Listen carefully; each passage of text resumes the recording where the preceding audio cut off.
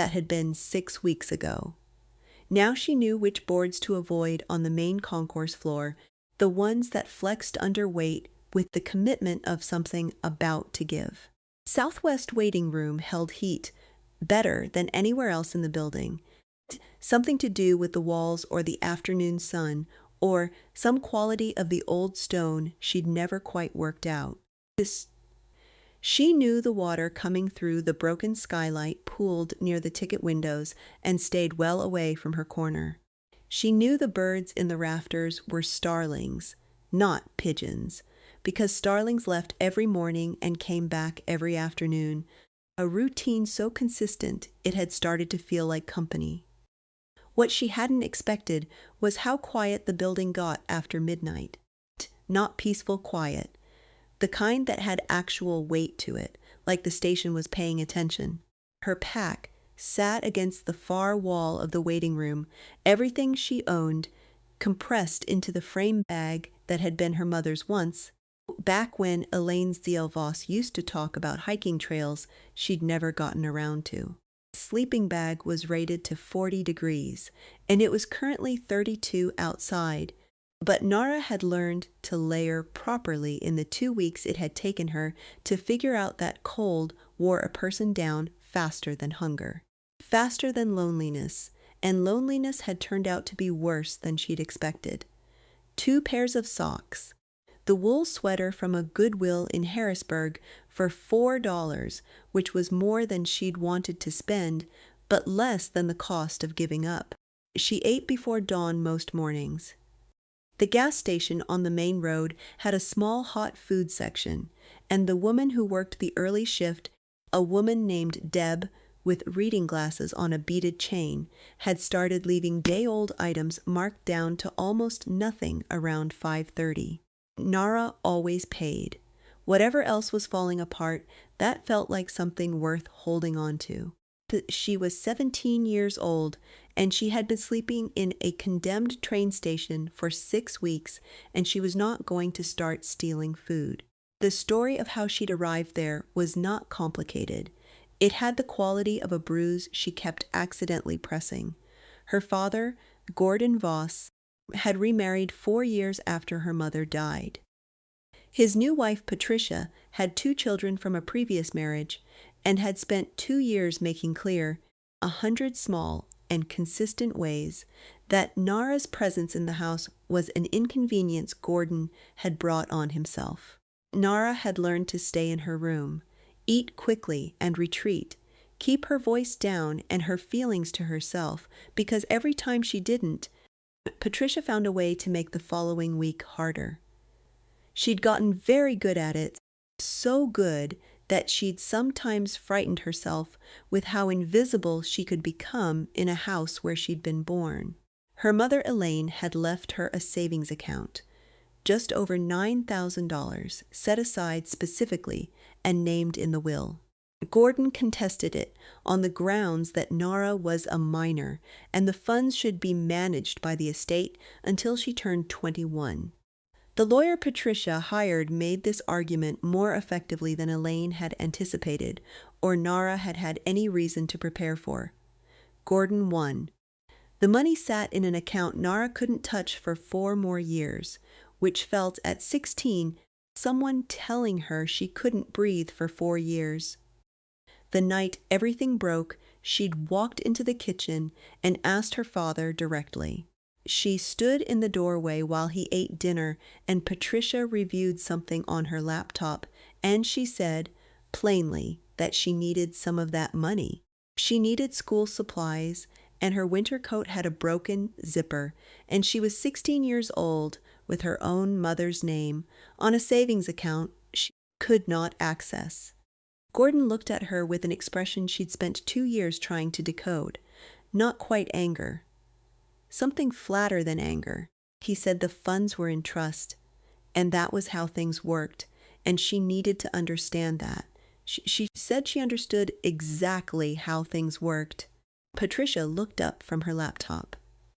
The fight lasted 40 minutes and ended with her father saying she needed to show some respect for the family, Patricia saying, with careful neutrality, that maybe it would be good for everyone if Nara spent some time somewhere else thinking about her attitude. She'd packed her bag that night and stood in the hallway with her pack for a full minute, expecting her father to come out of the kitchen and say something that made sense. She heard his voice and then Patricia's and then his again, agreeing. She walked out and pulled the front door shut behind her and did not go back. For 2 months she moved. The first weeks on a friend's couch, a girl named Jordan, whose mother was sympathetic enough to provide space, but not comfortable enough to make it feel like something that could last. Then a shelter in Philadelphia, 2 weeks of loud nights and strict rules. Before she decided she needed somewhere quiet enough to think. She called her father twice from a payphone. He picked up both times on the third ring. She heard the television in the background and hung up without speaking, which was worse than not calling at all. She'd done it twice because she'd thought maybe the first time hadn't been enough. She found Crestfield the way she'd since decided to call an accident, because the alternative required a kind of belief she wasn't ready to name yet. On a bus heading to Pittsburgh, she'd stopped at a rest area where a travel magazine sat open on a bench, a spread about historic railway architecture in Pennsylvania. The photograph stopped her hand on the page. The Crestfield Passenger Terminal, 1891, Romanesque Revival style, triple arch entrance, original marble concourse floor, closed 1973. Listed on the National Register of Historic Places, though the future of the structure remains uncertain, given its condemned status and ongoing redevelopment discussions. The building in the photograph was extraordinary even in its decay. The 3 entrance arches were massive and deliberate, designed to make people feel the weight of going somewhere. She'd looked at the picture for a long time and felt something she couldn't articulate, some recognition that had no reference she could locate. She got off at the next stop and bought a ticket to Crestfield. Bus dropped her at a bench on the main road at noon on a Wednesday in late September. Stood there for a moment with her pack and looked at the town. Crestfield was the kind of place where you could tell the shape of the economy just by walking the main street. Feed store still open, pharmacy still open, the diner doing business, and the hardware store, and the post office. But the clothing shop had plywood in the window, and so did the music store and the building that had probably been a bank at some point before banks moved to the edges of towns near highways. The gap between what Crestfield had been and what it currently was showed in the buildings like rings in a tree, each decade's retreat visible in the storefronts that had simply stopped being anything. She'd found the station the first afternoon by walking toward the edge of town and following what the road told her. There was a logic to where stations got built in small industrial towns, always at the convergence of freight routes and population center, always positioned to be approached from both directions. She'd found the chain link fence with the condemnation notice and the redevelopment authority sign, and she'd stood outside the fence for a long time just looking at the building through the mesh. Up close, it was even more than the photograph had suggested. The 3 entrance arches were 40 feet tall and carved from a pale stone that had darkened unevenly with age, giving the facade a layered geological quality. The inscription above the central arch was still legible despite the weathering. Crestfield Passenger Terminal, 1891. Below it, in smaller letters that she'd had to squint to read through the fence.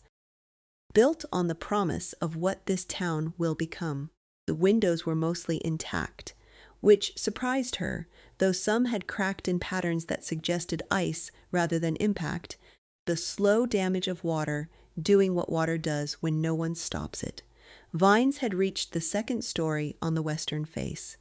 The platform ran the full length of the building, elevated, still solid-looking, despite the weeds growing through cracks in the concrete. She'd walked around the perimeter twice that first afternoon before she found the fence gap. The town had about 7,000 people, downtown that had been well kept once and was in the slow process of deciding whether to give up. Hardware store, diner called Patrice's, a library branch in a converted bank building, a shuttered department store with a for-lease sign so sun-faded it had clearly been there for years. The station sat at the edge of town, surrounded by chain-links fence and a weathered condemnation notice and a sign from the Crestfield redevelopment authority about a proposed mixed-use development on the site, and a public comment period that was ongoing. She read that sign 3 times the first afternoon. She read it every morning now, when she slipped through the fence before dawn to walk to the gas station. The comment period had been extended twice. She'd gone to the library to look it up, where the librarian, a man named Terence, with wire-rimmed glasses and an absolute absence of judgment, had explained what the extension meant. How a condemned notice and a National Register designation could exist in partial conflict, 2 bureaucratic systems pulling against each other with different priorities. He'd explained this the way he explained everything she asked, as though she were a person doing research who deserved a complete answer, which she'd come to understand was not the universal experience of libraries, but was very much the experience of this one. She'd started going every afternoon. It was warm there, and she could use the computers, and Terence brought out archival materials without comment when she asked. She was researching the station, its history, who had built it and why, what had happened to it in the decades between 1891 and the present. She'd started with the building itself and kept following threads as they appeared. The connection turned up in the 3rd week, a digitized archive of local newspapers from 1890 through 1920. She'd been working backward through records with a method Terence had helped her develop. An article from the Crestfield Courier, September 1891, described the opening of the Crestfield Passenger Terminal as the crowning achievement of the Voss Railroad and Freight Company, founded by one Georg Heinrich Voss, German immigrant who had arrived in Pennsylvania in 1861 with, as the newspaper put it, limited and considerable resolve. The article described the opening ceremony with the breathless enthusiasm newspapers gave to industrial occasions in that era. Georg himself placed the final stone of the entrance arch. His wife Marta christened the station with a bottle of champagne. His son William, age 11, was photographed standing at the entrance in a suit that didn't quite fit, the stiff formality of a child who'd been told not to move. Nara sat at the library computer for a while after that, just sat. Her last name was Voss. Her father was Gordon Voss. His father had been Harold Voss. She told herself clearly and without drama that Voss was not an unusual name, and this could be coincidence. She went back to the archive and kept reading. The Voss Railroad and Freight Company had operated in Pennsylvania from 1878 through 1941. A combination of the war economy, federal rail consolidation, and a series of financial decisions the company's obituary described diplomatically as timed brought the business to insolvency. Georg's grandson Albert Voss filed for bankruptcy in 1942. The station and several other properties passed to a holding company. The holding company sold most assets over the following decades. The station leased to a regional rail operator until 1973, when declining ridership ended the operation. Albert Voss had 2 sons. The older was named Harold. She printed the article and folded it into her jacket and walked back to the station in the November dark, breath showing white in the flashlight beam. She climbed the platform steps and pushed through the door she'd learned to open from the inside latch. 3 weeks ago and stood for a moment in the old concourse and looked up. The ceiling was extraordinary. She'd thought so the first night she'd seen it, and thought so every time since.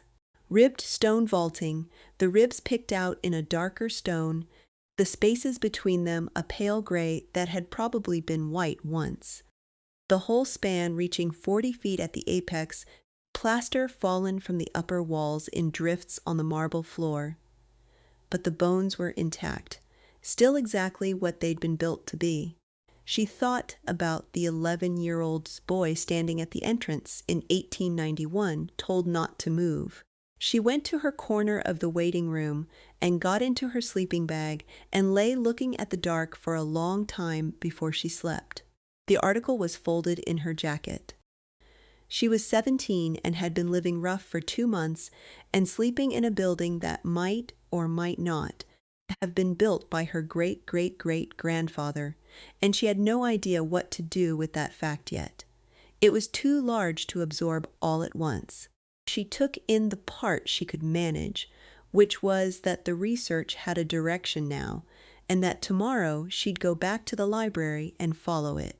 Continued reading over the following week added detail she hadn't expected to find. 1898 profile of Georg Voss in the Business Trade Journal described him as a man of notable care with documentation, maintaining meticulous records of all transactions and correspondence, a habit the article attributed to his years as a stonemason before he entered the rail business. A man who trusted what he'd built with his own hands more than paper promises. A separate piece from 1907, trade publication about commercial construction that Terence had helped her locate, mentioned Georg's purchase of a particular grade of structural stone from an Ohio quarry to be used in the construction of a secured facility at the Crestfield station property, in connection with the company's expansion of its document storage capacity. She sat with that sentence for a long time. A secured facility for document storage. Terence came by her station at the computer that afternoon with a folder of microfiche printouts he'd prepared without being asked. Having apparently tracked what she was searching and considered where else the trail might lead, he set them down without comment and returned to the reference desk. She'd learned over 6 weeks that Terence communicated primarily through action, and that the actions were consistently useful. The microfiche contained 2 things she hadn't found herself. First was a 1911 insurance document listing the Crestfield station's contents policy, which included a specific rider for what was described as sealed archival storage containing financial instruments and land records estimated at a value of not less than $40,000, which in 1911 represented a significant sum. The second was a 1939 letter from Georg's widow Marta to her son Albert, written 2 years before the bankruptcy and 3 years before the vault was sealed, in which Marta urged Albert to remember what was in the Eastern Foundation and to make sure it passed to the right person when the time came. She did not specify what the right person would look like or how they would be identified. She said only that Georg had always believed the family would find their way back to Crestfield. He'd built the vault not as a hiding place but as a marker. Proof that they'd been there. Proof that the land had been theirs. Nara read that letter 3 times. Then she went and found Terence and said, "I need to look up someone named Georg Heinrich Voss in the 1870 federal census for Pennsylvania." And Terence said, "Third computer on the right, I've already pulled the census database." And she went and sat down.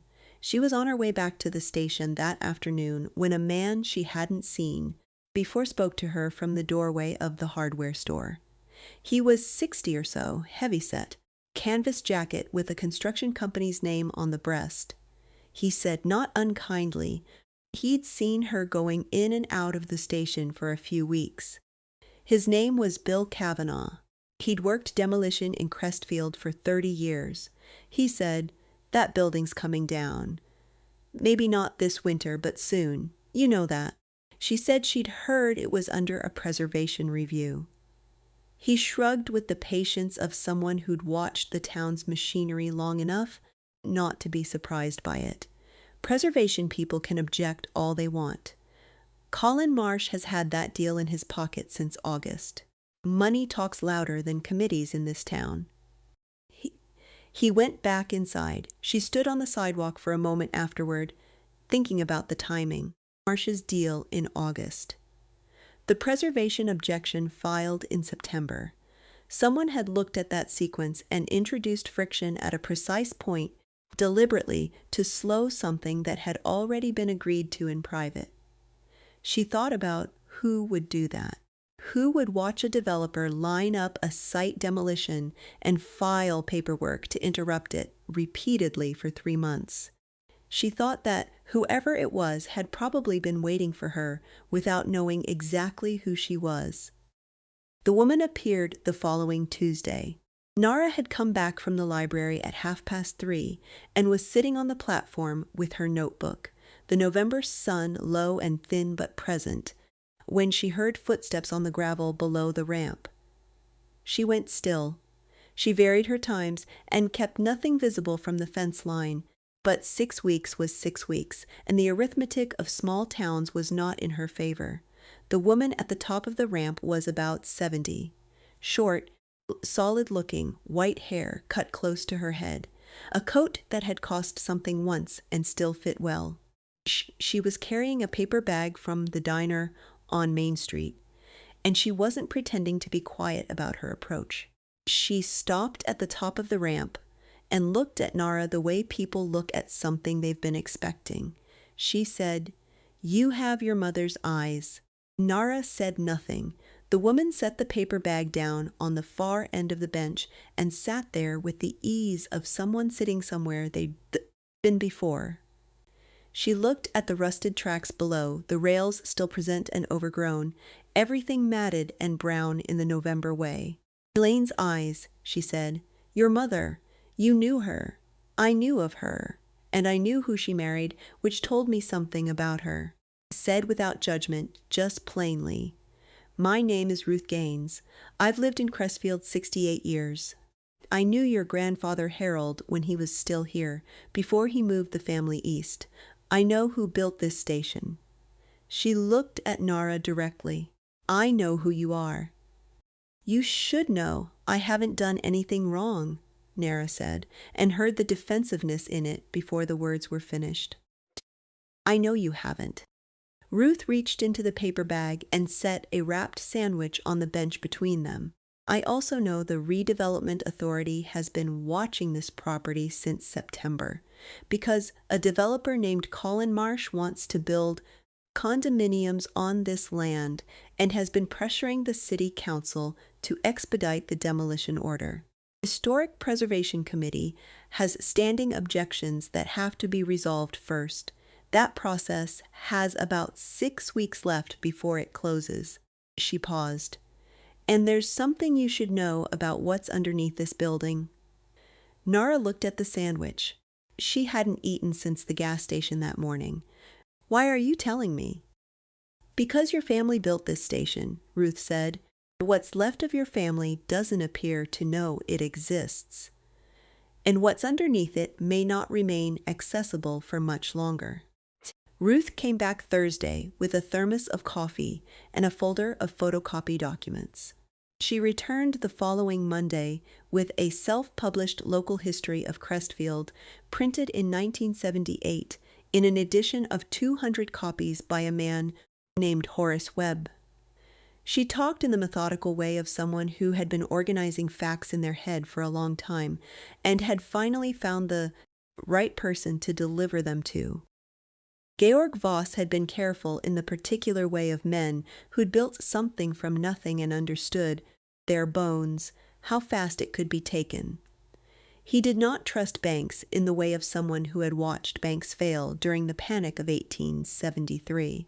He trusted the buildings he'd made himself, stone and mortar and work he could verify.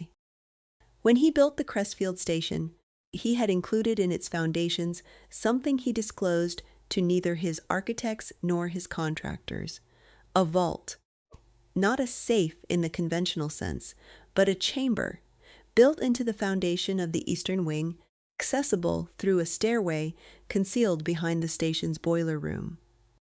According to a letter Ruth had located in a local historical archive, a letter from Georg to his attorney written in 1907, the same year as the trade journal entry, Georg had used it to store documents and assets he considered sensitive: rail contracts, land deeds, the records of transactions conducted in the way that men of his era and his ambition conducted transactions, outside the formal documentation that courts and creditors could reach. The vault had been sealed in 1943. Ruth knew this from the 1978 local history, which mentioned it obliquely in a section on the bankruptcy, and from a letter written by Albert Voss to a Philadelphia attorney in that year. Albert referred to the sealing of certain secured materials at the Crestfield property, pending resolution of the estate and the eventual return of a family member to claim what was held there.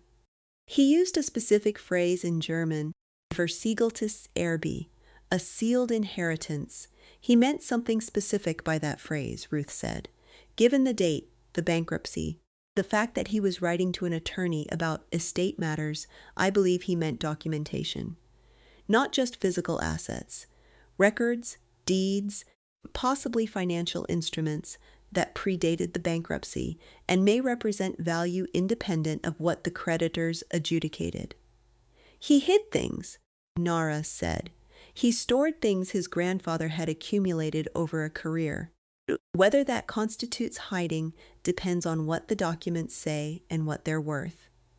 They looked at each other on the platform bench. The November sun was nearly gone. Nara said, "Who tried to get into the boiler room 3 months ago?" Ruth didn't look surprised. I believe it was Marsh or someone working for him. He retained a historical research firm 2 years ago to document the station's past in support of his redevelopment application.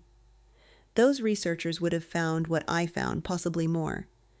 She looked at the stone wall behind them. Someone cut the lock on the boiler room's outer door. The redevelopment authority attributed it to vandalism, but the boiler room was the only area disturbed, and the boiler room has a secondary door, original to the building. Heavy brass mechanism, custom made. That door has a second lock that nobody's gotten through. Nara thought about what she'd read in the trade journal. She thought about a man who built things in stone because he trusted stone. Georg had 2 keys made for the vault, she said. Ruth looked at her carefully. How do you know? A 1919 probate inventory. Georg's estate. It lists 2 brass vault keys, custom. One retained by the estate, one entrusted to the family trustee.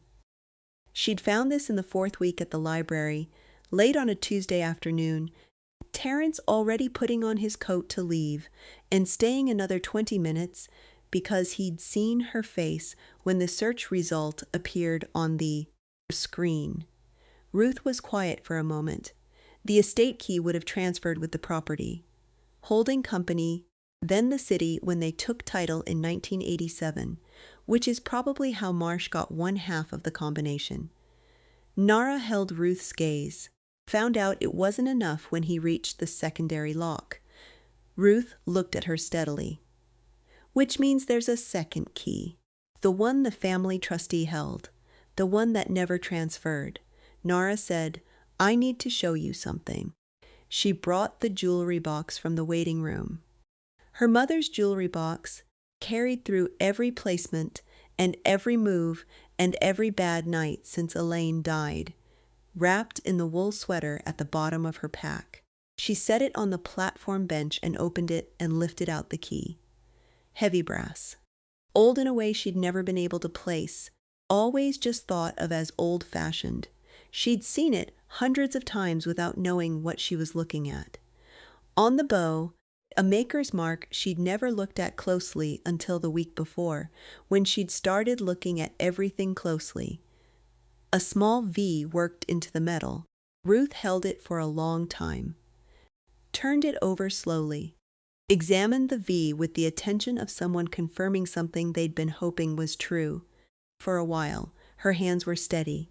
Before we find out what happened next in the story, I want to take a brief moment to speak directly to anyone watching who might be going through their own sudden, overwhelming transition. If you are navigating a bitter divorce, the loss of a spouse, or a financial shock, you know the hardest part isn't just the money, it's not knowing what to do first. That is exactly why we created the Phoenix Blueprint. It is a practical, step-by-step guide for starting over. It doesn't have fluffy affirmations or vision boards. It is a tactical survival manual.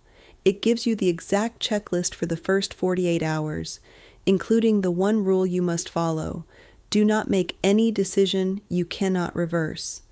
It includes the Found Money worksheet, showing you exactly how to check state databases, because 1 in 7 Americans actually has unclaimed money waiting for them right now.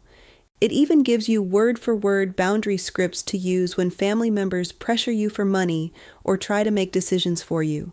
You can get the entire guide right now for just $17. If you're watching on your TV, just pull out your phone, open your camera, and scan the QR code on the screen right now.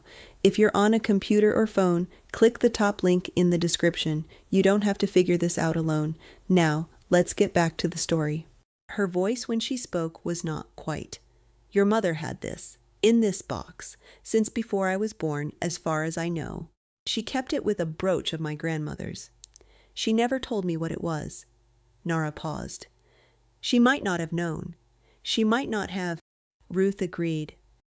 But there was something in the way she said it that suggested she thought there was another possibility. Nara thought about her mother, who had not been a sentimental woman, who had been practical and sometimes blunt and had a specific dislike for keeping things that served no purpose. Who had kept this key? Had carried it through a marriage and a house, and 19 years of living with a man whose family had made a deliberate choice not to look backward, and she had kept the key anyway. Had kept it in the box where it was the first thing a person lifted out, not buried underneath, right there on top. Maybe Elaine hadn't known.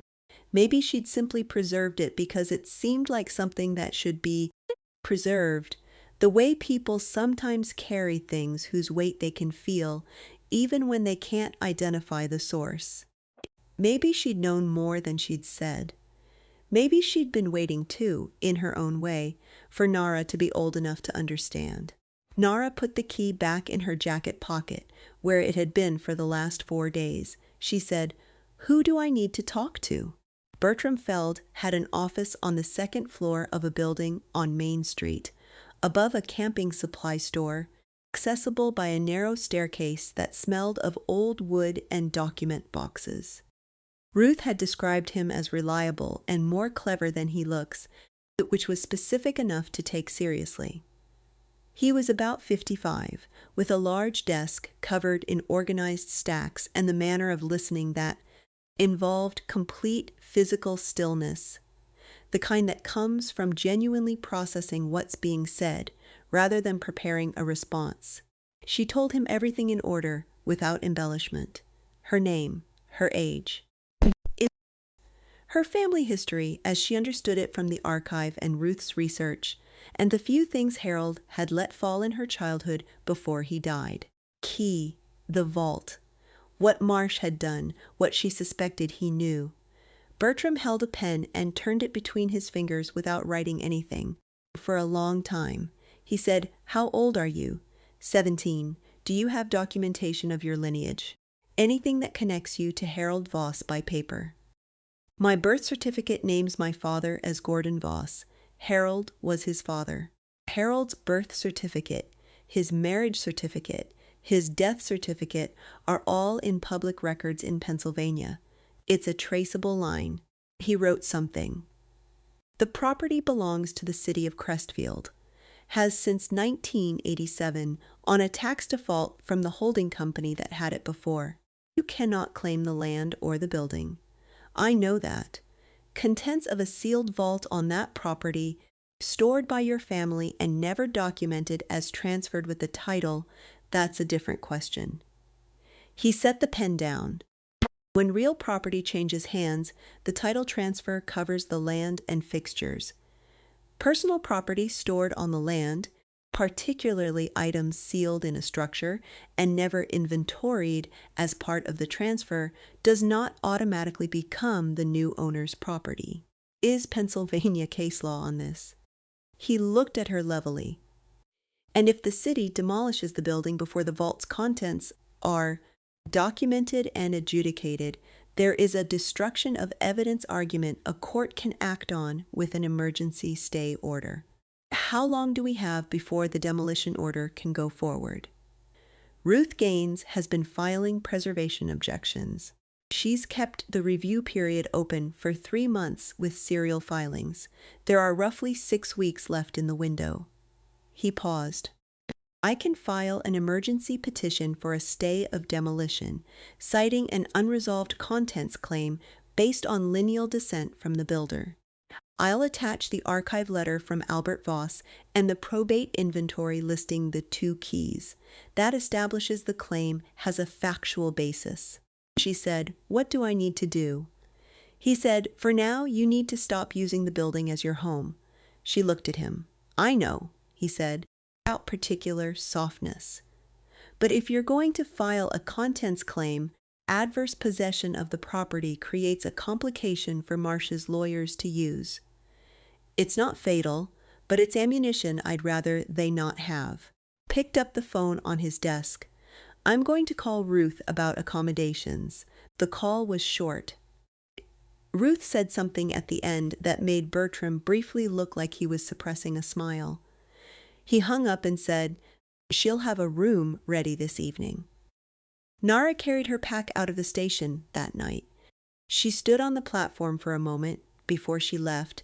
A flashlight beam angled through the broken window in the main door so she could see the concourse one more time, the ribbed vaulting in the dark, the marble floor with its drifts of fallen plaster. The 3 entrance arches just visible from her angle, still holding exactly what they'd been made to hold. She thought about the vault beneath her feet, sitting in sealed stone since 1943, while the railroad went bankrupt and the company dissolved and the holding company sold the land and the city let the building decay and a developer private arrangements to knock it down. 80 years of sitting in the dark while her family looked away. She turned the flashlight off and walked down the ramp and through the gap in the chain-link fences, and she did not look back. Ruth's house on Maple Street was narrow and old, and full of books organized along every wall in a system that made complete sense once you'd spent a week in it. The spare room on the 2nd floor was small, clean, with a radiator that knocked when it ran but produced genuine heat. Nara lay on the bed the first night and thought about the specific quality of warmth from a radiator, the way it came in waves and smelled faintly of hot metal, and how different it was from the warmth of a sleeping bag in a stone room where you were only warm thing. Ruth fed her at the kitchen table and expected her to contribute something useful to conversations about what they knew and what they needed to find out. She did not ask about feelings. This was the most useful thing about Ruth. The second most useful was that she'd been paying attention to this town and this family's history for longer than Nara had been alive. What she told Nara over 2 weeks at the kitchen table was that Harold Voss had known about the vault, had known with certainty, because Harold had grown up in Crestfield until he was 19, and his father's bankruptcy was not something that happened at a distance.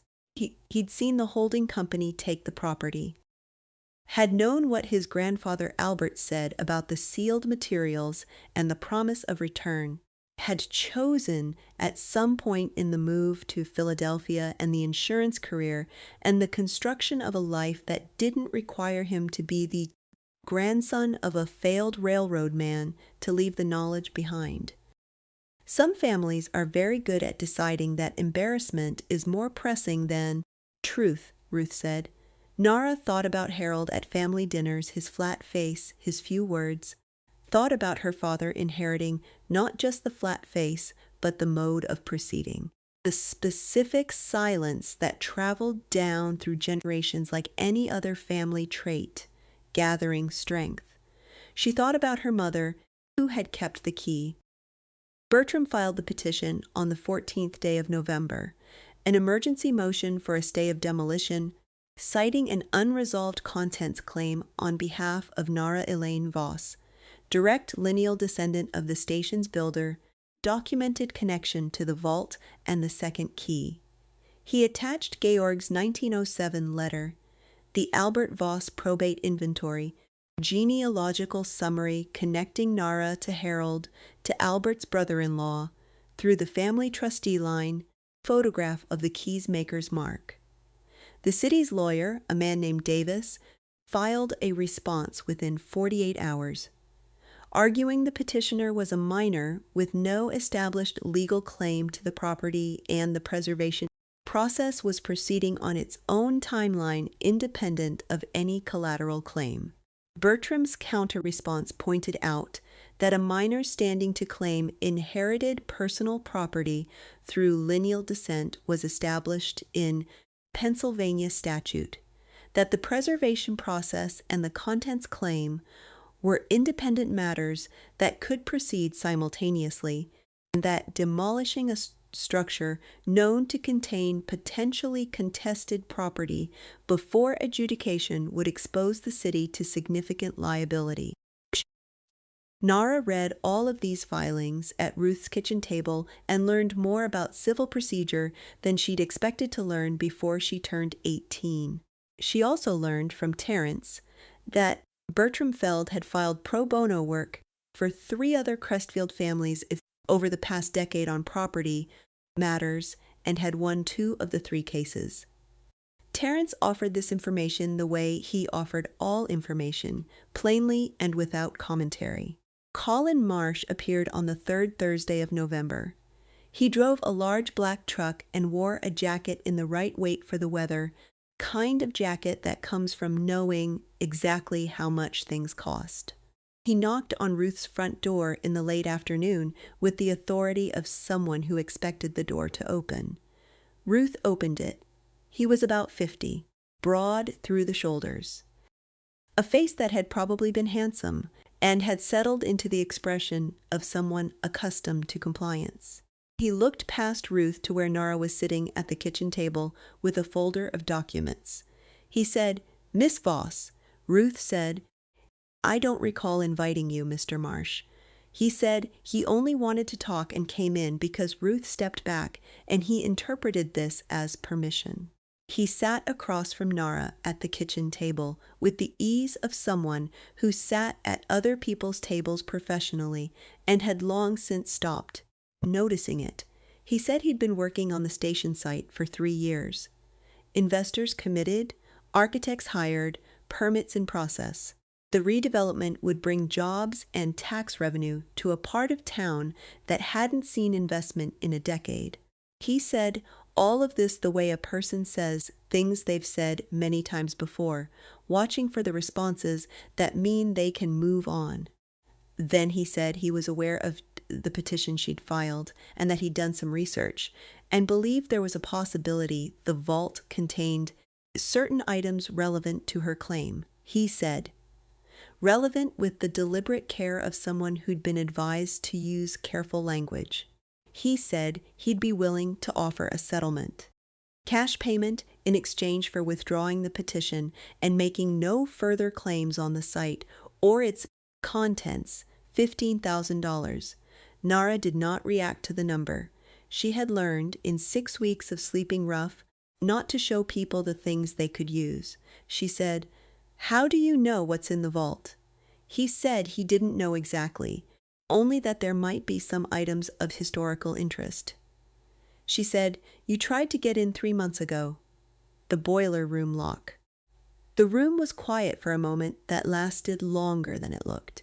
He said he didn't know what she was referring to. She said, You got through the outer door. The secondary lock stopped you. That lock uses a key that didn't transfer with the property in 1987. She kept her voice level. You have one half, I have the other. Something shifted in how he was sitting. Not much, but she'd been watching people navigate tight situations for 2 years, and she'd learned to see small things. The professional friendliness thinned slightly. When he spoke again, it was with the measured patience of someone recalculating. He said she was 17, living in someone else's house because she didn't have a home of her own. He said she had a lawyer filing motions that were going to be dismissed within 30 days. He said the vault, if it held anything after 80 years, probably held old paper that didn't mean anything anymore. He said he was offering her a way to walk away with enough money to actually start over somewhere, and that was more than most people in her position got. He said all of this not unkindly, which was its own kind of pressure. Ruth said, from the kitchen counter where she'd been standing throughout, "You'll need to leave now, Mr. Marsh."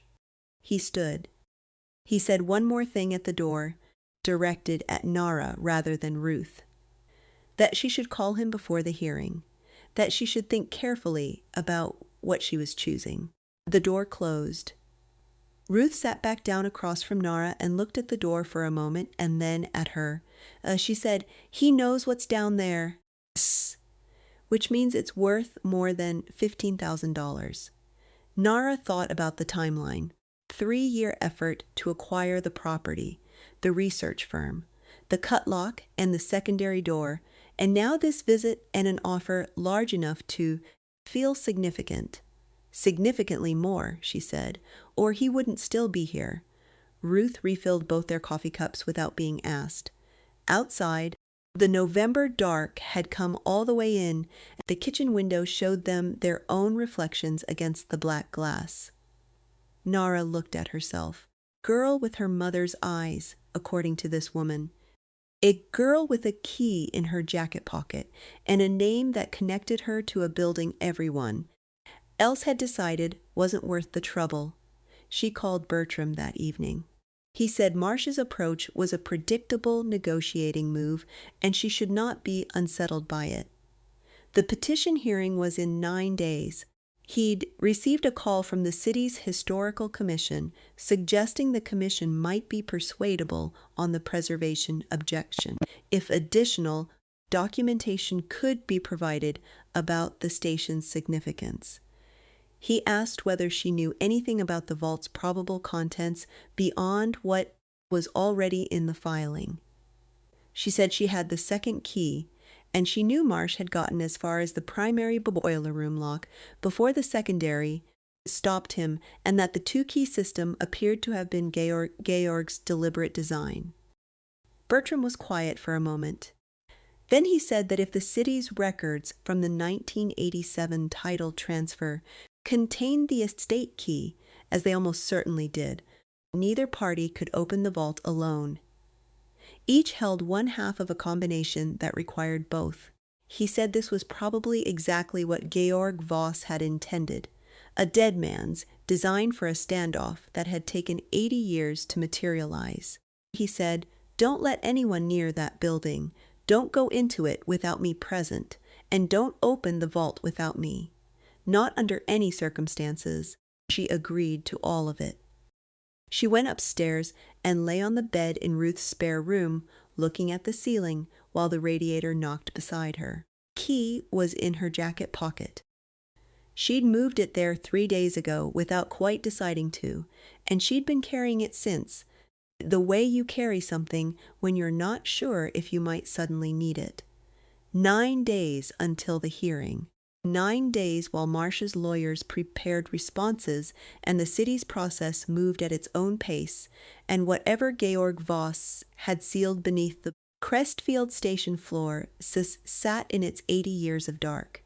She thought about Georg putting the final stone in the arch he'd built, about the boy told to hold still for the photograph, about her grandfather Harold, who'd known and decided the past was more trouble than it was worth, about her mother Elaine, who had kept a key in a jewelry box for reasons she may or may not have understood, who had looked at the world with the practical clarity she'd apparently passed to her daughter along with the shape of her eyes. She thought about her father in Pittsburgh with the television on in the background and the particular way he'd said, "Those funds are in trust," as though that settled something rather than avoided it. In the morning, she'd go back to the library. There was more in the archive. There had to be. 80 years of a family's deliberate silence to fill in before 9 days ran out, before Colin Marsh made whatever move came next, before a hearing decided whether she had any standing at all in a building that had been sitting here since before her great-great-grandfather was born, waiting for someone to show up with the second half of a key. The radiator knocked twice and went quiet.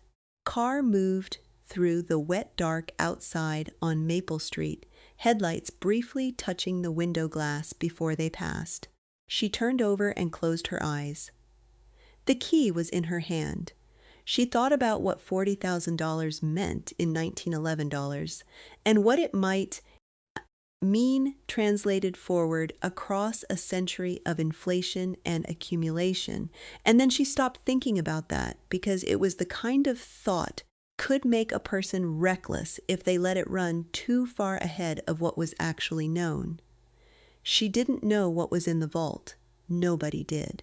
Could be documents that had lost all legal significance over 80 years of changed law and settled bankruptcy courts. Could be instruments that had expired or been superseded. It could be exactly what Georg had believed it was, cash of value preserved against future need, a family's backup plan sealed in stone, because stone was the one thing Georg Voss trusted not to fail. Him. She thought about Marsh's offer. $15,000, delivered quickly, no court process, no uncertainty.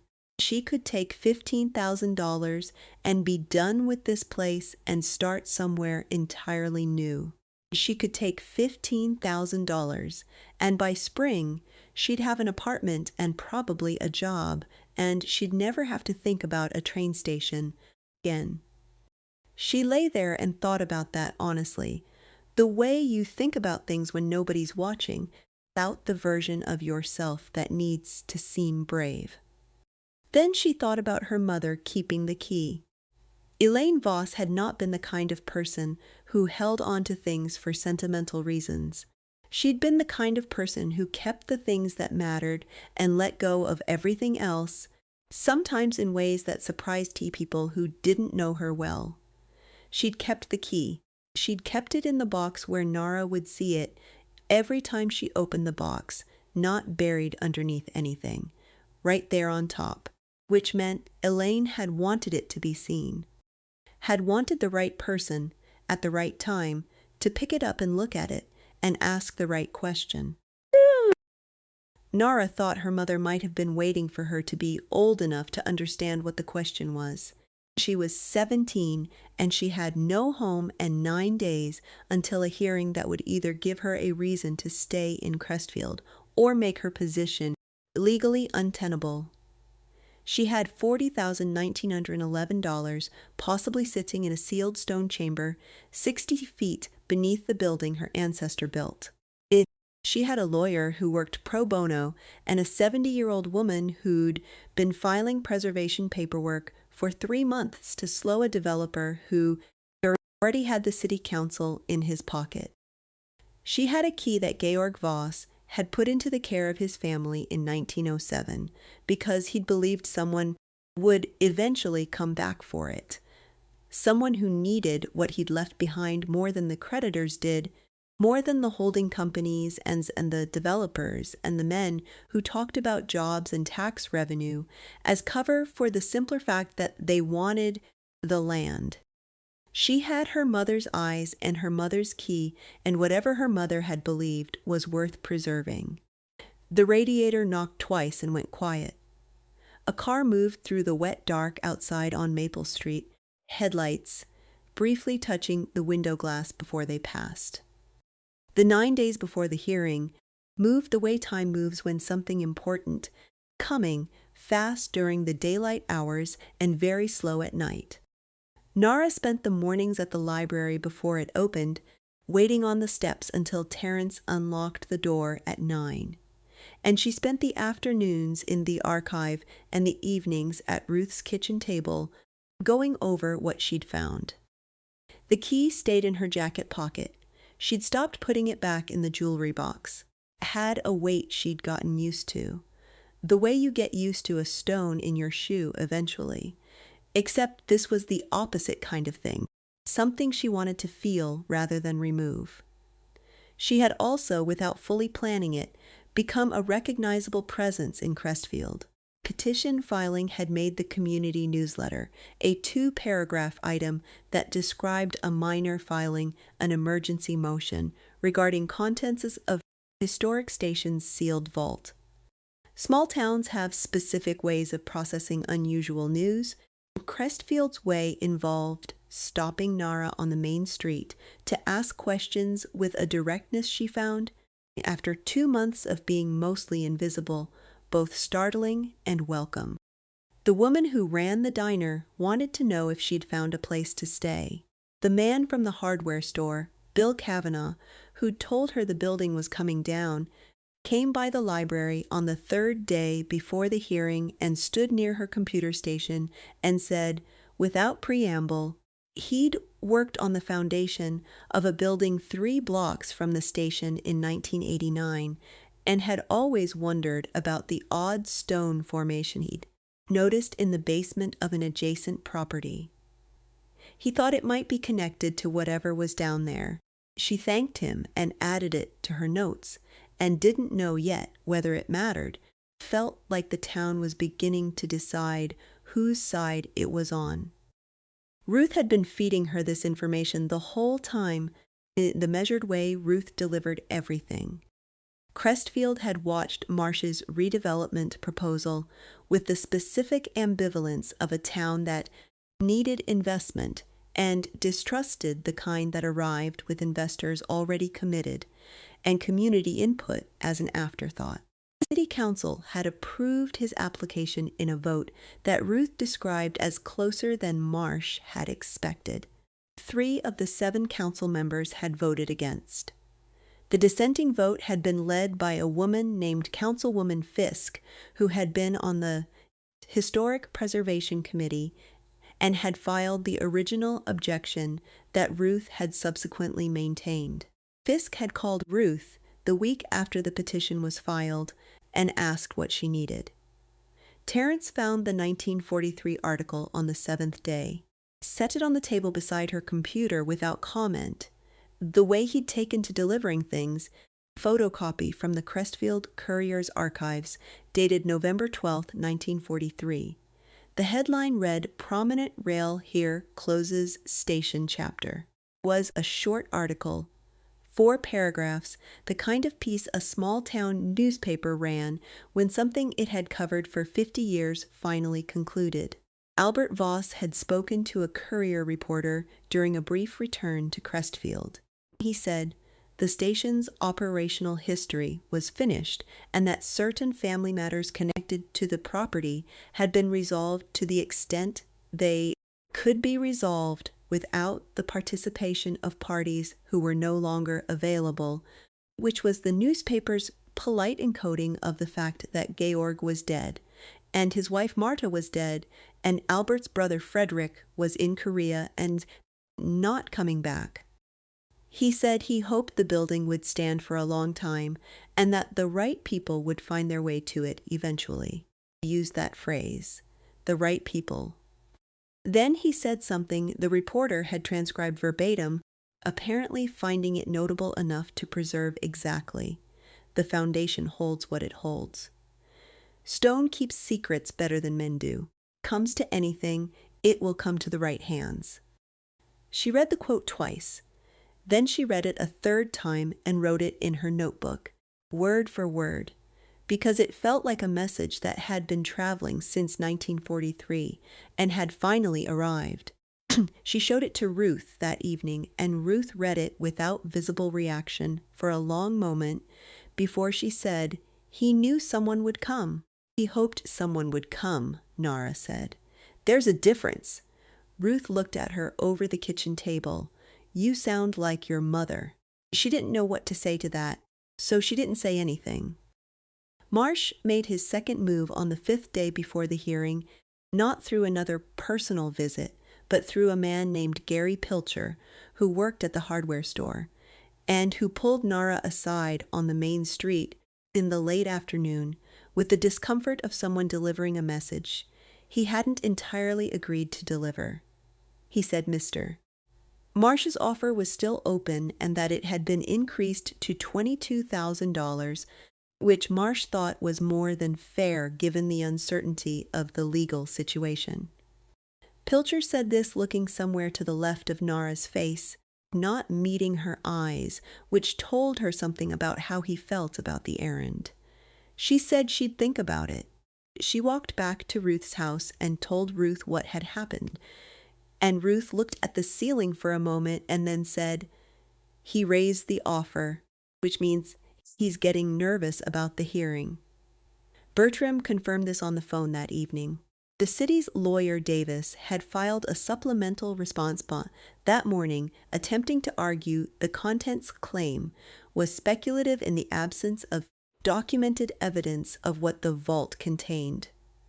Bertram had already prepared a counter citing the 1911 insurance rider Terence had found, which documented the existence of financial instruments and land records at specific estimated value. Hard to call speculative something that had been insured. He said the hearing was in 4 days, and she needed to be at the courthouse at 9 in the morning, and she needed to look like someone who understood the seriousness of what she was asking for. She said, "What does that mean exactly?" Pause. "It means wear the most professional thing you have and answer questions directly and don't editorialize." She had the khakis and a white button-down from a donation bin in Philadelphia that still had its original collar stays. She ironed both that night on Ruth's ironing board, which Ruth watched without offering assistance, which was the right response. The night before the hearing, Ruth made soup from whatever was in the refrigerator, and they ate it at the kitchen table with the folder of documents between them and went through the case one more time. Not because there was anything new to add, because going through it felt like preparation in a way that was distinct from reading it alone. Ruth said, "At the end, Georg Voss built that station with the intention that it would outlast him. He was right about that. Also believed the right people would come back for what he left. That part may also turn out to be right." Nara looked at the folder. "May. I'm not going to tell you how to feel about what might happen tomorrow. You're old enough to understand uncertainty." Ruth picked up the soup bowls and carried them to the sink. "But I've been filing preservation paperwork for 3 months because I believed the right person was coming, and I was right about that." She went to bed at 10 and lay awake until past midnight, which was not surprising, then slept until 6, which was. The Fremont County Courthouse was a limestone building on the east side of the main square, 3 stories, built in a period when government architecture was designed to convey permanence. Nara and Ruth arrived at 8:45. Bertram was already there, standing in the lobby with a briefcase, and the expression of someone who had prepared as thoroughly as preparation allowed. He looked at Nara's outfit and gave a single approving nod, which from Bertram was equivalent to a speech. Marsh arrived at 5 to 9 with his lawyer, a man named Garrett, who had the particular ease of someone who billed at rates that bought comfort even in adversarial situations. Garrett wore a suit that cost more than Ruth's monthly expenses. He acknowledged Bertram with the professional nod of opposing counsel and said nothing to Nara or Ruth. Marsh looked at Nara's once, briefly, then looked away in a way that was its own kind of message. Davis, the city's lawyer, was already inside the hearing room, arranging documents at the respondent's table with the brisk efficiency of someone who'd had this room for 20 years and wanted to remind everyone of that. The hearing officer was a woman named Judge Veronica Hale, 60s, silver hair pinned back, reading glasses on a lanyard. She had the specific economy of movement that came from presiding over proceedings for decades. Nothing wasted, every gesture purposeful. She read both sides' submissions in visible silence for 7 minutes after she sat down while the room waited. Then she looked up and said they could proceed. Bertram presented their case in 22 minutes. He was methodical and specific, citing each piece of documentation in the order it was most useful rather than the order it had been found. The 1907 Trade Journal reference establishing the vault's construction. The 1911 insurance rider establishing its contents. The 1919 probate inventory establishing the 2-key system and the family trustee's retention of 1 key. The 1943 letter from Albert Voss establishing that the materials had been deliberately sealed pending family resolution. Nara's birth certificate and the genealogical chain connecting her to Harold, to Albert's family line. He presented the key, laid it on the table where Judge Hale could see it, the heavy brass with the V worked into the bow. He said his client had not gone looking for this. She had found it in her mother's jewelry box and followed what it pointed toward. That the person with the most obvious access to the vault's contents had not been the one to come forward, that it had taken a 17-year-old girl reading archive records in a library to identify a legal interest that had been sitting unresolved for 80 years was not an argument against the claim. It was, Bertram said carefully, an argument for taking it seriously. He said plainly that his client held demonstrably 1/2 of the mechanism required to access the vault, that the vault's contents had never been transferred in any documented transaction, that demolishing the structure before the contents were adjudicated would constitute irreversible destruction of property that remained, under Pennsylvania law, in legal dispute. Davis argued the claim was speculative, the genealogical connection was insufficiently documented, and the city's property rights were clear and established. He was efficient and not unkind about it, and he made one point that landed harder than the others, that the city had owned this property for 36 years and had received no communication from any member of the Voss family during that period suggesting any claim to anything on the property was either evidence against the claim's legitimacy or evidence of the family's extraordinary indifference to its own inheritance. Nara thought it was probably both. Garrett stood, representing Marsh, and made a more careful argument. He said his client had a legitimate development interest in the property, and that allowing a speculative claim from an undocumented minor to indefinitely delay an approved redevelopment was an improper use of the court's authority. He was smooth and precise, and the word speculative was doing the most work in his presentation, carried in every sentence like an embedded persuasion. Undocumented minor landed in the room with the weight Garrett had intended. Nara kept her face neutral and her hands flat on the table in front of her. She thought about all the times she'd sat across from people who'd decided what category she belonged to before she opened her mouth, the social workers and the school administrators and the housing officials who'd looked at a girl with a group home address and a backpack and seen a problem to be processed. She'd learned not to let that register visibly because showing it was giving someone something they could use. She sat still and kept her hands flat and looked at the middle distance and waited.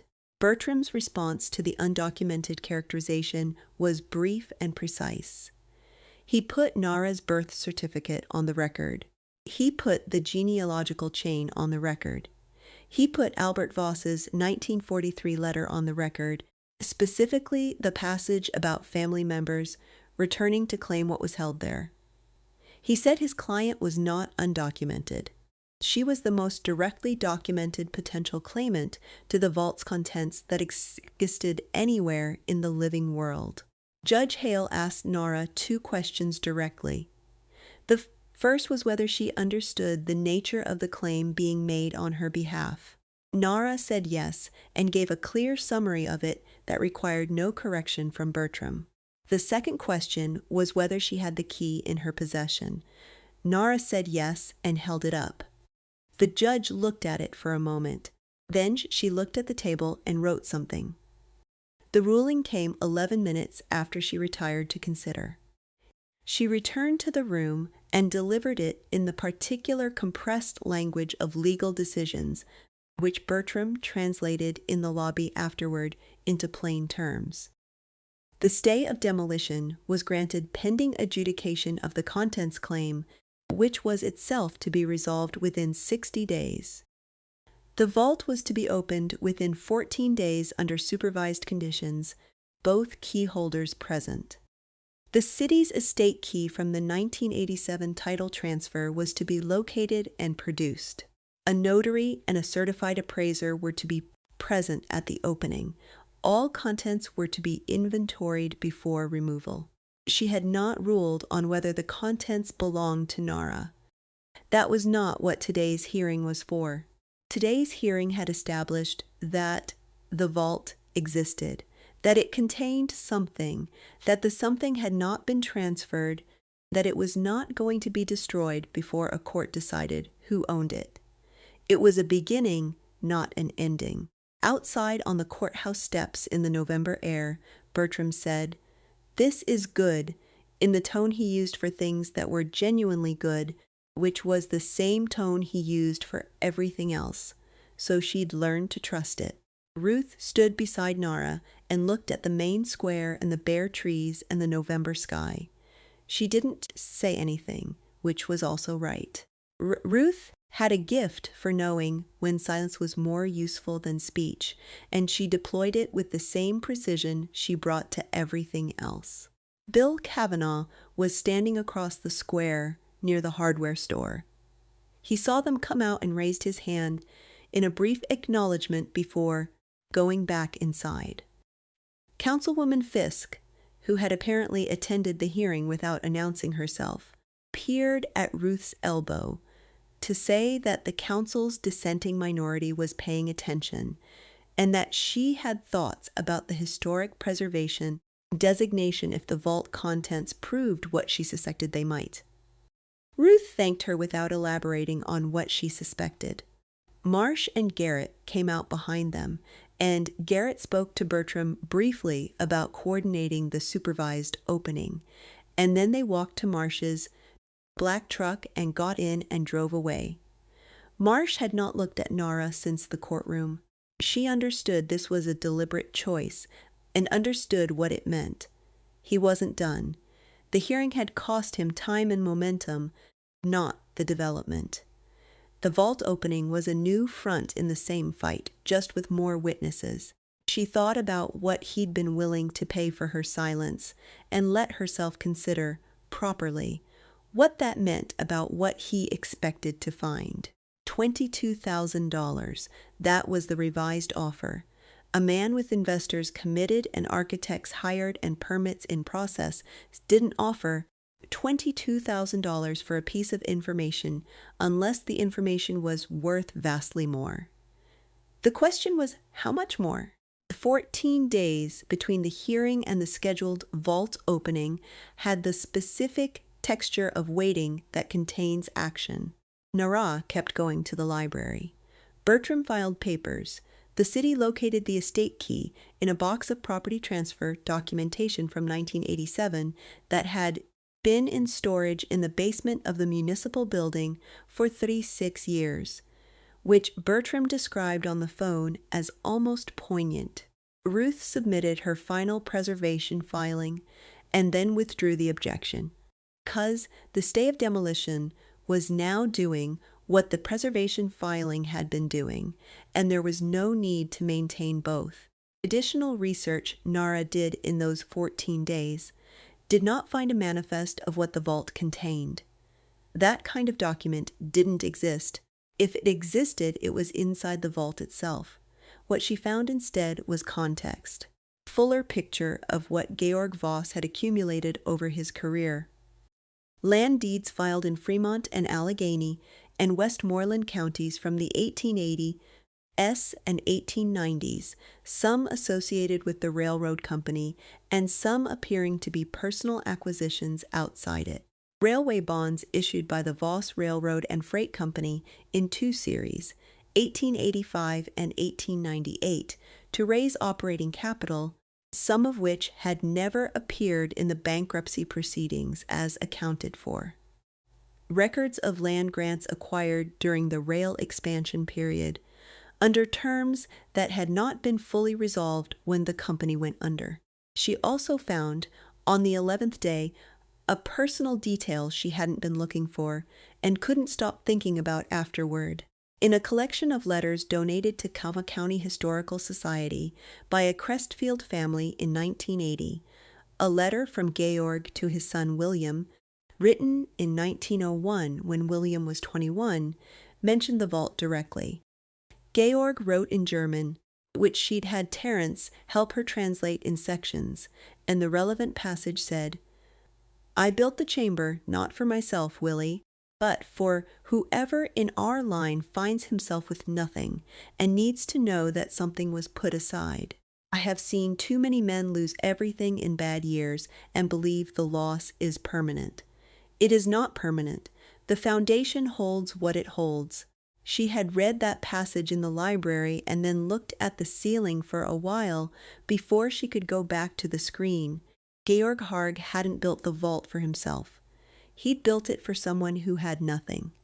He'd built it across 120 years for a 17-year-old girl who had pressed through a broken fence in the dark because she had nowhere else to go. She didn't say this to anyone. It was too large to say out loud yet. Bertram brought in the specialist on the 4th day before the opening.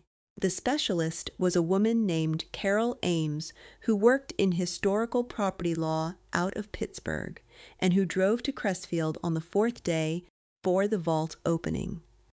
She was in her late 50s, compact, with reading glasses that she took on and off while she worked through the documents.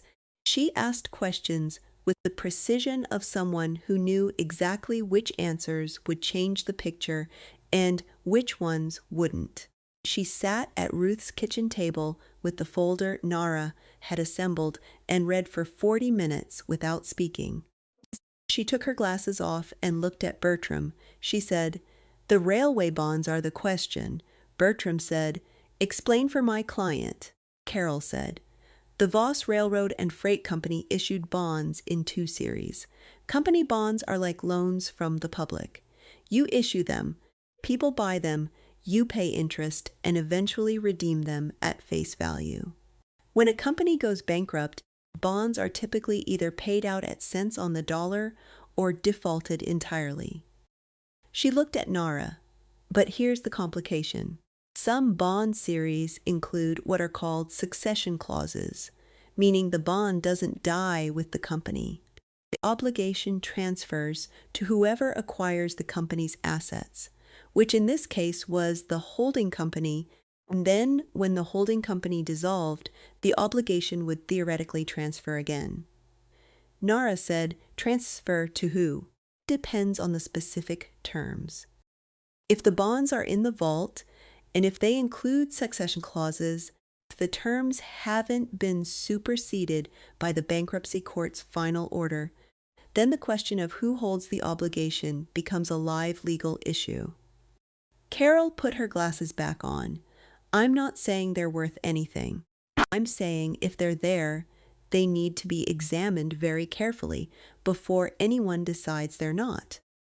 She left that afternoon with copies of Nara's documentation and her Pittsburgh office phone number written on a card, and she said she'd attend the vault opening.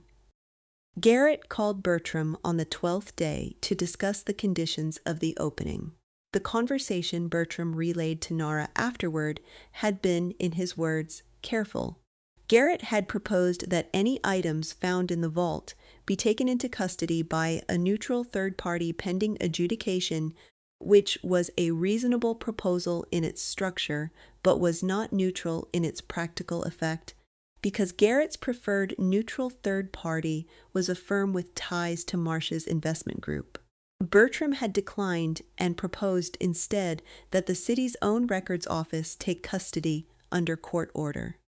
Garrett had accepted this after 40 minutes of discussion, which Bertram said was faster than he'd expected, suggesting Marsh had decided that fighting about custody was less important than being present when the vault was opened. The morning of the opening was cold and clear, the sky above Crestfield a pale November blue that looked like winter had finally committed. Nara ate breakfast at Ruth's table without tasting it, which Ruth noticed and didn't mention. She put on the khakis and the white button-down again, because they were the most professional thing she had, and because wearing them felt like repeating something that had worked. Ruth drove them to the station. There was a small group already assembled at the fence when they arrived. Bertram with his briefcase. Carol Ames, who had driven from Pittsburgh at 6 in the morning and looked like someone who'd done exactly that. City representative named Hanson, who held the estate key in a sealed evidence bag and looked like he would have preferred to be anywhere else. A notary named Dees with a metal briefcase. 2 men from the county records office with a cart for transport. Marsh and Garrett were there. Marsh was standing to the left of the main gate with his hands in his jacket pockets, watching the assembled group with the expression of someone who had been waiting for this for 3 years and was very practiced at not showing it. Garrett stood beside him, reviewing something on his phone with the focused calm of a man whose job was to manage whatever came next. Councilwoman Fisk had also come. She stood slightly apart from both groups, her hands clasped in front of her, watching the building rather than the people. When Nara arrived, she nodded once, the acknowledgement of someone whose attention had been correctly placed all along. A locksmith from the city cut the fence gate chain, the first official entry into the property, sanctioned and witnessed. They walked up the platform ramp in a loose procession. Nara had walked this ramp dozens of times in the dark, alone, with her flashlight and her pack and the company of her own thoughts. Walking it now in daylight with this group behind her had a quality she hadn't anticipated, not triumph exactly, but something quieter. A sense of having been correct about something when being correct had seemed for a long time like an insufficient reason to keep going. The November sun on the pale stone facade made the building look different than it had at night, more solid, more itself, 3 entrance arches, and the inscription above the central one, visible clearly now in full morning light, built on the promise of what this town will become. Georg had meant something specific by that. She understood it better now than she had. On the first afternoon, she'd stood outside the fence and read it. The main door opened on the same hinges she'd been working around for weeks, and the smell of the interior came out to meet the group. Cold, damp stone and old air and something underneath it she'd learned to recognize as specific to this building, particular and not unpleasant. Concourse was different in daylight, larger, the full span of the vaulted ceiling visible in one view, detail of the carved rib junctions she'd been seeing in flashlight sections now clear from end to end. Carol Ames stopped in the middle of the floor and looked up for a moment, her professional focus briefly suspended. She said Georg Voss knew what he was doing. No one disagreed. The boiler room was through a heavy door at the north end of the building, access through a service corridor. The outer door had been relocked by the city after Marsh's previous attempt, the cut lock replaced with a new one. Hanson used a key from the evidence bag to open it. The boiler room itself was large, the boiler long dead and cold, a massive iron presence in the center of the room. Pipes ran along the ceiling. Against the far wall, partially obscured by a shelf unit that would have looked like part of the room's infrastructure to anyone not specifically looking for it, was the secondary door. Heavy oak, iron-banded, original to the building. In its face, 2 locks. The right one was a standard mortise lock, well made but recognizable. The left one was something else, older, a mechanism that had been custom-made and showed it in the particular elegance of its construction, the kind of craftsmanship that came from a time when things were made to last rather than to be replaced. The estate key was the mortise lock. Hansen opened it first, removing the key from its evidence bag and using it with the careful formality of someone performing an act that was being documented. The lock turned. Nara put her key in the left lock. The room was completely quiet. The mechanism engaged with a solidity that was unlike any lock she'd ever handled, not the thin click of a modern lock, but something with depth to it. Series of tumblers releasing in sequence. She could feel it through the key, each component moving as Georg Voss's locksmith had designed it to move in 1907, is still functioning after 117 years because it had been made from the right materials by someone who understood what they were making. The door opened inward. Cold air came out first, stale and heavy, quality of air that had been sealed for 80 years and had no memory of outside. A smell underneath it that she couldn't identify immediately and then did. Old paper, the particular dry sweetness of documents kept in sealed conditions, plus something metallic underneath it, like the inside of a safe. Bertram produced a large flashlight and stepped in first as they'd arranged. Carol Ames followed. Then the 2 records officers with their cart, then Hansen, then Garrett, who had insisted on his right to observe. Marsh came in last except for Nara. As she crossed the threshold, she heard his breathing change, just slightly. The way breathing changes when something you've wanted for a long time is finally in front of you. Chamber was 12 feet wide and perhaps 15 feet deep, the ceiling low, the walls stone.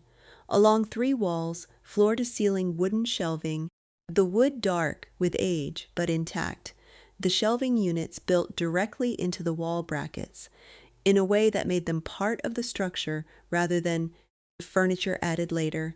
Every shelf was occupied. She stood in the doorway for a moment before she went in. She'd been waiting for this room for 6 weeks in one sense, and in a larger sense that she was only beginning to understand, for much longer than that. The smell of it reached her before she stepped across the threshold, that particular dry sweetness of documents kept in sealed conditions, plus the metallic undertone she'd noticed when the door first opened, the smell of old brass and old paper and 80 years of stillness. The flashlight beam that Bertram was running along the shelves revealed each thing as it landed. Leather-bound ledger books, dozens of them, organized by year in a system whose logic became clear after a moment, by company function and date, rails, freight, land, the spines labeled in a precise hand that she recognized from the 1907 trade journal photographs she'd found at the library, Georg's own writing.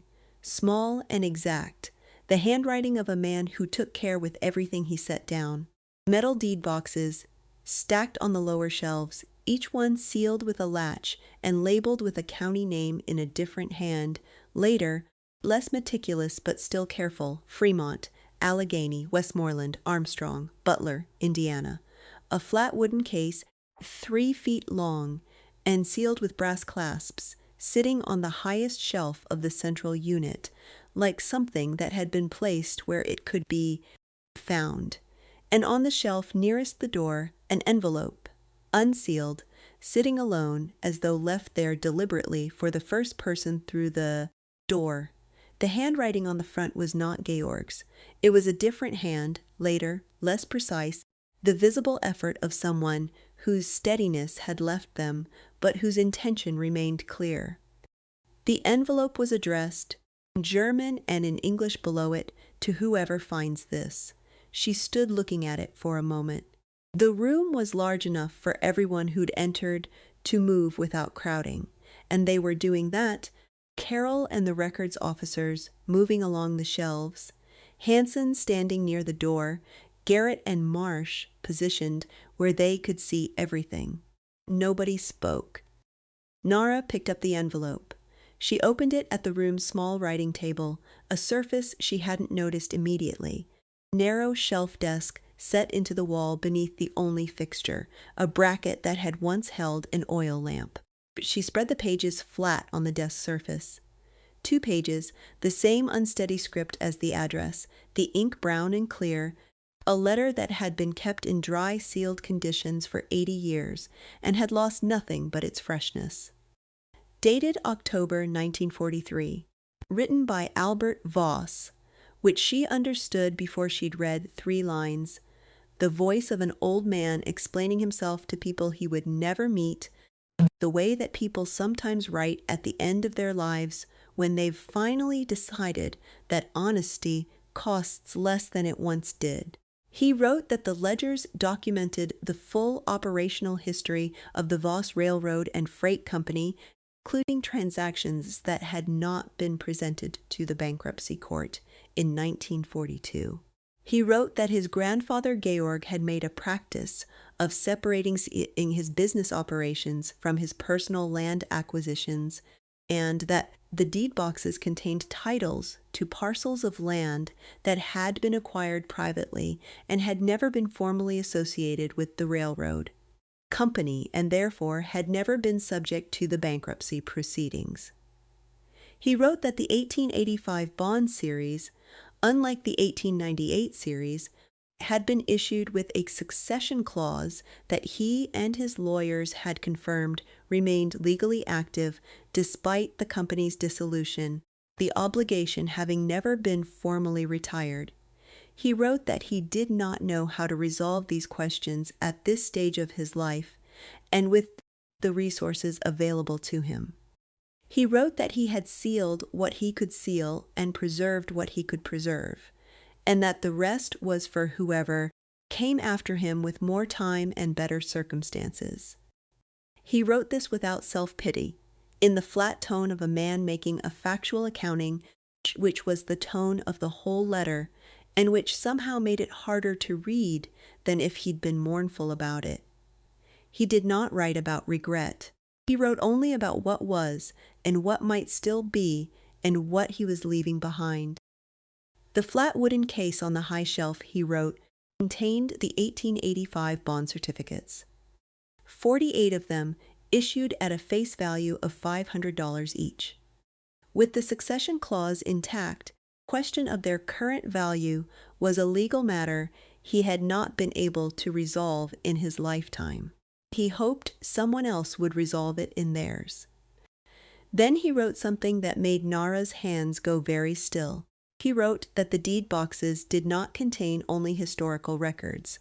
3 of them, the ones labeled Fremont County and dated 1892 through 1895, contained title to parcels of land in the county that included, as of 1943, portions of what was now the town of Crestfield's commercial district. He had not been certain whether these titles were still operative or had been superseded by subsequent transactions. He had not had the resources or the remaining time to investigate properly. He wrote that he was sorry he could not do more with what Georg had left, that the family had been given something, had lost it through misfortune and poor judgment in approximately equal measure, and that it was possible the something was still there, underneath everything, waiting, that this was the most he could offer the person who found this letter, possibility that the foundation held more than it appeared to. He signed it Albert Georg Voss, Crestfield, October 14, 1943. Nara held the 2 pages and looked at the signature for a moment. A man she had never met and never would, whose grandson Harold she had met twice as a child and remembered as someone who said very little, whose great-grandson Gordon she had grown up with, and whose silences she finally understood differently now, sitting in a chamber built in 1907, in the foundation of a building that bore the name of a family that had chosen, for 80 years, not to come back for what was here. She understood now why Albert had sealed it, not because he'd given up, because he'd run out of time and wanted to make sure the time someone else had was enough. He'd left the letter where it would be found first, before anything else, so that whoever opened the vault would understand what they were looking at before they touched anything. He'd been protecting the contents even in the letter he'd written from the end of his life. Bertram was reading over her shoulder. She felt him stop moving. Garrett was watching Marsh, who had crossed to stand near the deed boxes without touching them, reading their labels with the expression of a man revising his understanding of how badly things had just gone for him. Carol Ames had the first of the Fremont County deed boxes open on the shelf. She was reading the top document with her glasses close to the end of her nose and her free hand pressed flat against the shelf beside her. The room was quiet enough that Nara could hear the slight sound of old paper being turned with exceptional care, she said, without looking up. "Bertram." He crossed the room. She pointed at the document. He read it, looked at the deed box label, read the document again, took a slow breath before he turned around, which was the only indication she had of what was coming. Came back to Nara. He said, "We need Carol and a title examiner, and probably 3 weeks before we know what we actually have here." Voice was completely level, the way it was level when he was working hard to be level. What Albert wrote about the commercial district parcels, the addresses he lists. He paused. 2 of those parcels cover the land this station is currently sitting on. The room was very quiet. Nara looked at the deed box, Carol's careful hands, at the documents, sitting in sealed stone since 1943, waiting for someone to ask the right question. She thought about 48 bond certificates in a flat wooden case and parcels of land whose titles may never have been properly transferred, and ledger books documenting transactions that had never reached the bankruptcy court. She thought about the total shape of what was in this room and what it might mean. Then she stopped thinking about it because the shape was too large to look at directly. 3 weeks, Carol had said. She would take 3 weeks. She would not get ahead of the process. She thought about her mother, who had kept a key in a jewelry box for reasons she had known or not known, who had looked at the world with the practical, undeceived attention she'd apparently passed to her daughter along with the shape of her eyes. She thought about Georg Voss, building the vault into the foundation of his station because he trusted stone, because he believed the right people would eventually come, because he understood that some things needed to outlast the people who made them if they were going to mean anything at all. Marsh said something to Garrett too quietly for Nara to hear. Garrett said something back, equally quiet. Whatever it was not the conversation of people in a comfortable position. Outside the chamber window, which was a single small rectangle of glass set into the stone wall near the ceiling, Nara could see a narrow strip of November sky. Pale blue, cloudless, the kind of sky that said the weather had made up its mind. She had been sleeping in this building for 6 weeks.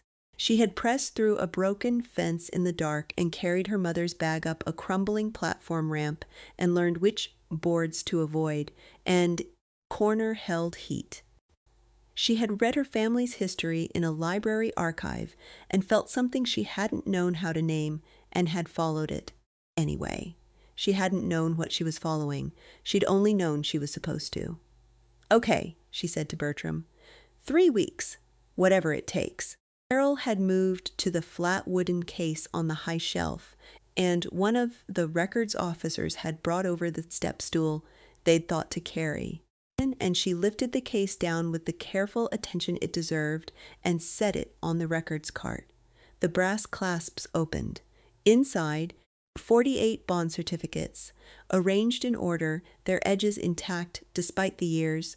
The ink faded to a softer brown but legible, each one marked at the top with the name of the Voss Railroad and Freight Company, and below it, in the careful typography of 19th century financial documents, the amount, the terms, and the single word that Carol had been looking for before she'd even opened the case.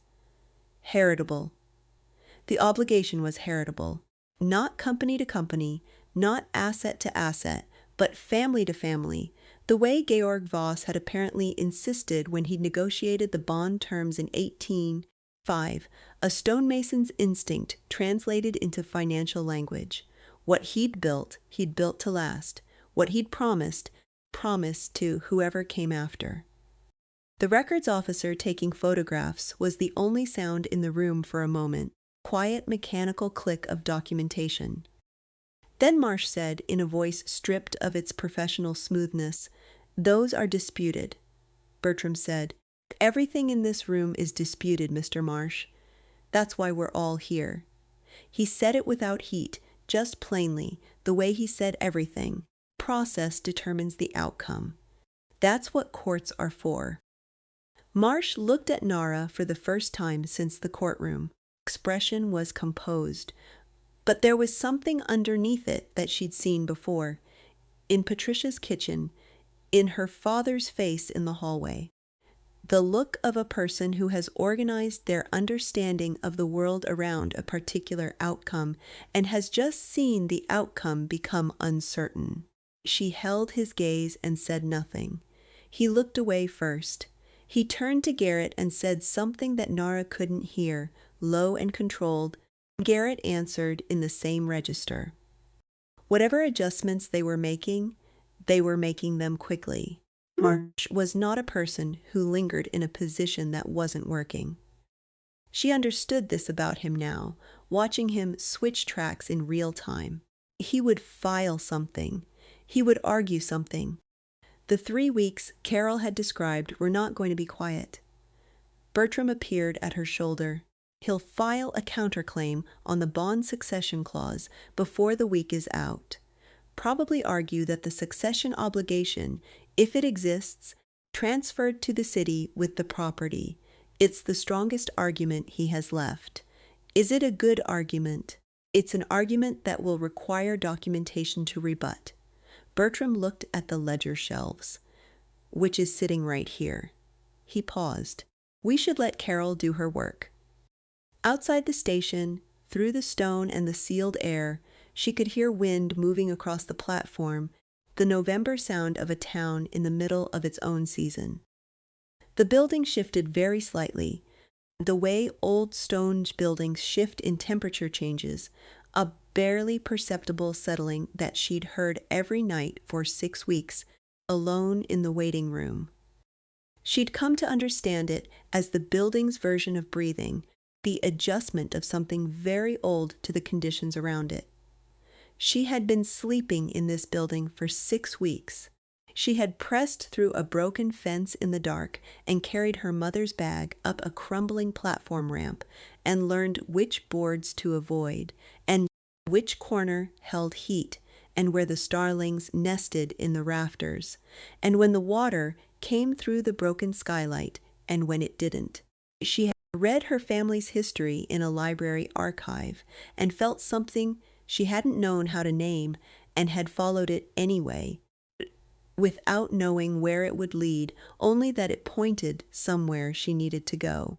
She had stood outside the fence on her first afternoon in Crestfield and read the inscription above the arch and understood that someone had built a thing meant to outlast them and had meant it, had built that intention into the stone itself. She hadn't known what she was following. She had only known she was supposed to follow it. "Okay," she said to Bertram. 3 weeks, whatever it takes. Carol had moved to the flat wooden case on the high shelf. and one of the records officers had brought over the step stool they'd thought to carry. And she lifted the case down with the care it deserved and set it on the records cart. 2 brass clasps opened with a precision that confirmed they'd been maintained properly, the mechanism as sound as the day Georg's craftsman had installed it.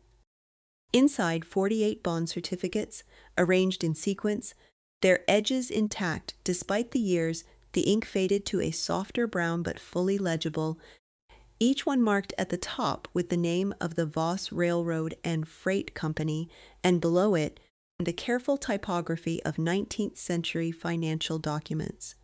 The denomination, the terms of the obligation, the single word that Carol had been looking for before she'd even opened the case. Heritable. The obligation was heritable. Not company to company, not asset to asset, but family to family, the way Georg Voss had apparently insisted when he'd negotiated the terms in 1885, stonemason's understanding of permanence translated into the language of finance. What he'd built to last. What he'd promised to whoever came after. Not the next company that bought the rails, not the next city that took the land, but the next person in his line who needed what he'd set aside. The records officer taking photographs was the only sound in the room for a moment, the quiet mechanical click of documentation. Then Marsh said, in a voice stripped of its professional finish, "Those are disputed." Bertram said, "Everything in this room is disputed, Mr. Marsh. That's why we're all here." He said it without heat, just plainly, the way he said everything. Process determines the outcome. That's what courts are for. The records officers were beginning the full inventory, working from the top shelf down with the methodical attention of people who understood that what they were cataloging mattered in ways that extended beyond the paperwork. Carol was pulling ledger volumes in sequence, reading spines, making notes in the small notebook she carried. Bertram stood near the door with his briefcase and his pen. Dees the notary was stamping inventory forms one by one, the stamp landing with a clean authority that filled the pauses between other sounds. Garrett spoke to Hanson about chain of custody, his voice carrying the cadence of someone managing a situation rather than winning one. Nara leaned against the stone wall of the chamber her great-great-great-great-grandfather had built into the foundation of his station in 1907, and watched the inventory proceed and thought about 3 weeks. She had nowhere she needed to be. For the first time in 3 months, she had nowhere she needed to be that wasn't right here. The inventory would take 2 days. The title examination would take 3 weeks, as Carol had said. The legal process would take however long it took, and Bertram would file whatever needed to be filed, and Carol would build whatever case needed to be built, and Nara would go back to Ruth's house on Maple Street and sleep in the room with the knocking radiator and eat soup at Ruth's kitchen table and go to the library every morning and wait for the process to tell her what she already understood, sitting in this chamber that Albert Voss had understood, sitting in his study in 1943, Georg Voss had understood when he'd pressed the V into the bow of a brass key and handed it to the person he trusted most. Some things were worth building to last. Some things were worth preserving against the time when the person who needed them most would finally find their way to the right door. She folded Albert's letter and put it in her jacket pocket next to the key. Outside, through the small rectangle of window near the chamber ceiling, the November sky was still that same pale, decisive blue, clear all the way to the edge of things. 3 weeks. The 3 weeks that followed were the most ordinary of anything that had happened since Nara pressed through a broken fence in the dark of a September night. The vault was inventoried, contents transported to the county records office under seal. Carol Ames drove back to Pittsburgh with copies of the key documents and the name title examiner she trusted. Bertram filed the court documentation for the formal adjudication proceeding. The notary's paperwork went to the courthouse. The city's estate key went back into its evidence bag. And then the waiting began, which was also ordinary, just longer than any other waiting she'd done. She kept her routines: library in the morning, Ruth's kitchen table in the afternoon, dinner at 6, the radiator knocking at night. She'd been in Crestfield for nearly 3 months now, and the town had become familiar in the way that places become familiar when you stop being a tourist in them and start being a person who lives there. Deb at the gas station now left her a coffee without being asked on the mornings she came before 5:30. Terence had started setting aside new archive finds without being asked as well, items that seemed relevant to the Voss family history or to the broader history of the station's construction period, a slow accumulation of context that he offered without comment and that she read without knowing yet what it was for.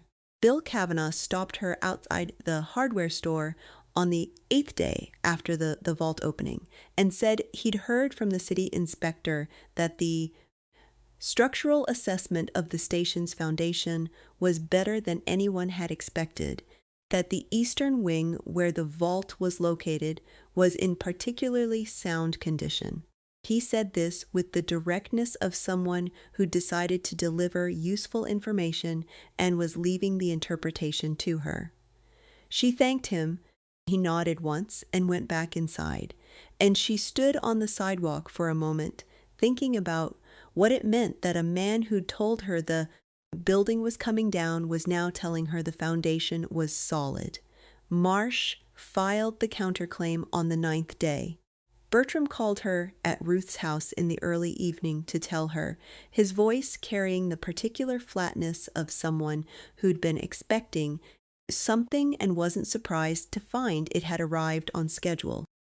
The claim argued that the bond succession clause, if valid, had transferred to the holding company when the Voss Railroad and Freight Company dissolved, and from the holding company to the city when the property defaulted in 1987, and therefore the obligation, if it existed, was owed to the city rather than to any lineal descendant of the original issuer.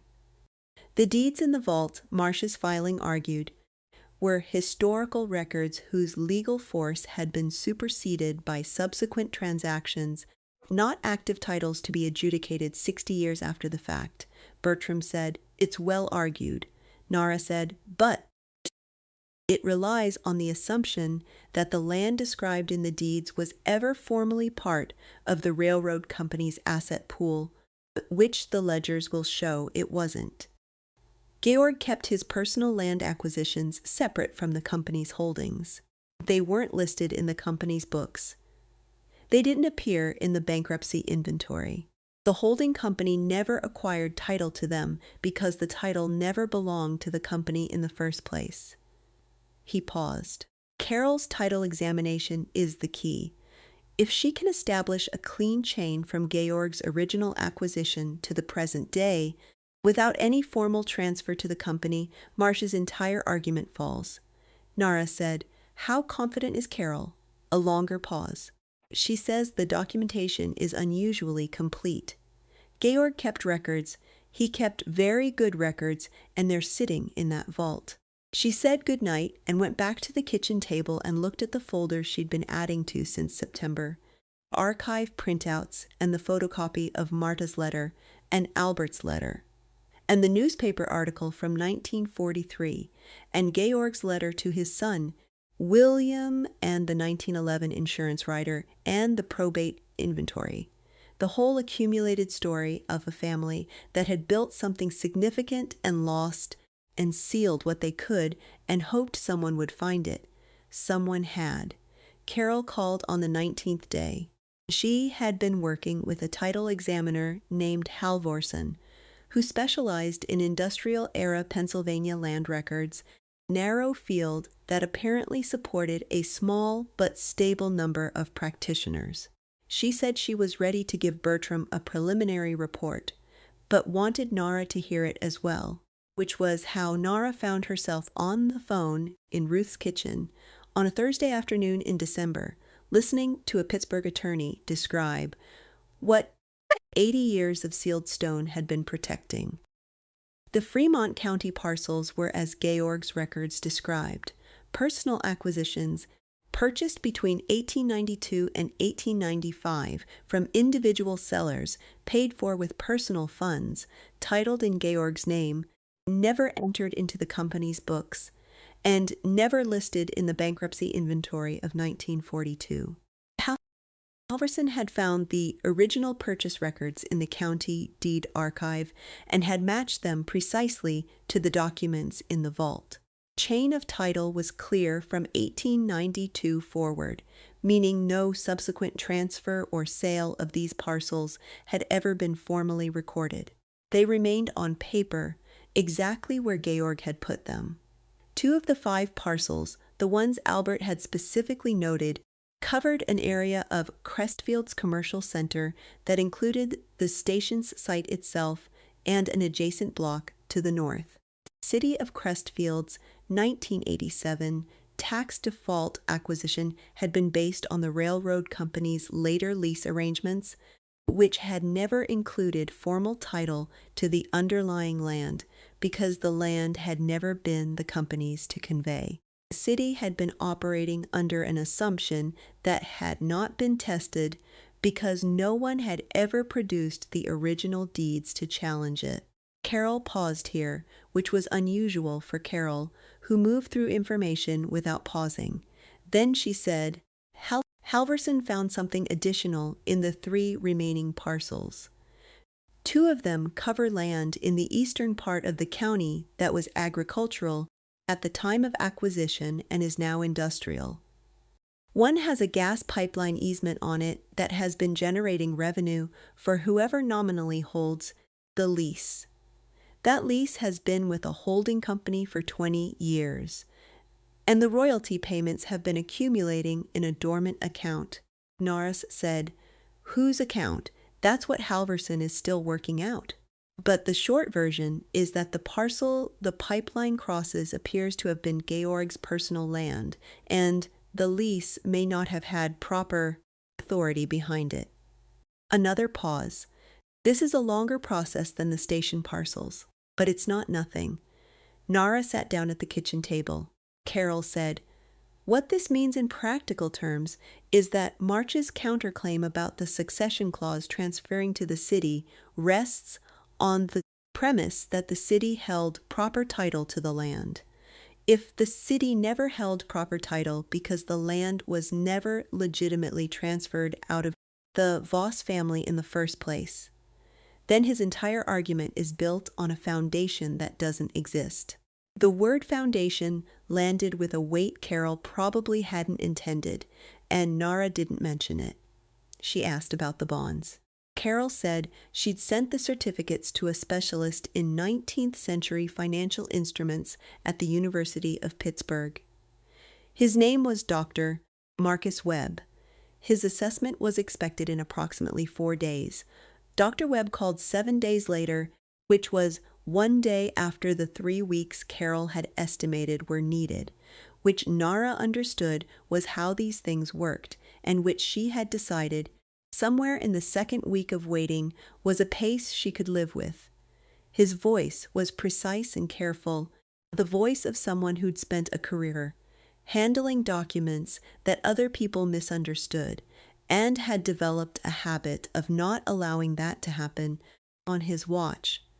He said the bonds were genuine, that the succession clause was real, unusually constructed for the period but legally sound, drafted with a specificity that suggested Georg Voss had paid well for legal counsel in 1885 and had known exactly what he was buying. The clause required the issuing family to honor the obligation to lineal descendants of the original bondholders in perpetuity, absent formal retirement of the obligation, which had never occurred. He said the 1885 face value of $500 per certificate was the starting point, not the ending point. With the succession clause active and the obligation never retired, the accumulated amount included principal, the original interest terms compounded over the intervening period, and what he described as the consequential value of the obligation having been carried without acknowledgement or payment for 139 years. He said the total assessed obligation was approximately $1.4 million. Nara was standing in Ruth's kitchen when she received this call. She sat down on the kitchen floor, back against the cabinet, and held the phone against her ear and looked at the linoleum and thought about 48 bond certificates in a flat wooden case. $1.4 million that Georg Voss had structured to pass to whoever came after him because he'd understood that the people who came after might need it and the people in the present might not be able to predict when. She said, "Are you certain?" Dr. Webb said he was prepared to testify to his assessment under oath, which was how she understood that he was, thanked him, and called Bertram. And Bertram said, in the same level voice he used for everything, this was significant, and he would incorporate it into their adjudication filing. She sat on the kitchen floor for another minute after she hung up. Then she got up and put the kettle on and made 2 cups of tea and brought one to Ruth, who was reading in the front room. Ruth took the cup and looked at her face and said, "Good news." Nara said, "Yes." Ruth nodded, picked up her book, and Nara sat in the other chair, and they were quiet for a while, which was all that was needed. Father arrived on a Tuesday, which was the day before the adjudication hearing. Ruth knocked on her bedroom door at 7 in the morning and said, from the other side of the door, that there was a man downstairs who said he was Gordon Voss. She said it the way Ruth said things that were factual and required no additional commentary, just information delivered precisely so the person receiving it could decide what to do with it. Nara lay on the bed for a moment. Outside the window, the December sky was a thick, uniform gray, the color of weather making up its mind. She got up and dressed and went downstairs. Her father was standing in Ruth's front room, which was the first time she'd seen him in 4 months, which was the first time she'd seen him since she'd pulled the front door shut and walked away in the September night. He was wearing his good coat and looked like he'd been in the car for a while, which was how long the drive from Pittsburgh to Crestfield took on a Pennsylvania December morning. Looked at her in the way she'd spent years trying to decode, that expression that was not quite anything she could name. Ruth was in the kitchen. Nara heard the kettle. She said, "How did you find me?" He said he'd seen something online, a community news item about the emergency hearing, about a young woman named Nara Voss filing a claim on the station's vault contents. He said he'd recognized the name. He said he'd tried to call her, which was a statement she had no way to verify or contradict because she didn't have a phone number he knew. She said, "You could have called Ruth Gaines. She's in the phone book." He looked at the room around him, at the books lining the walls, at the framed photographs.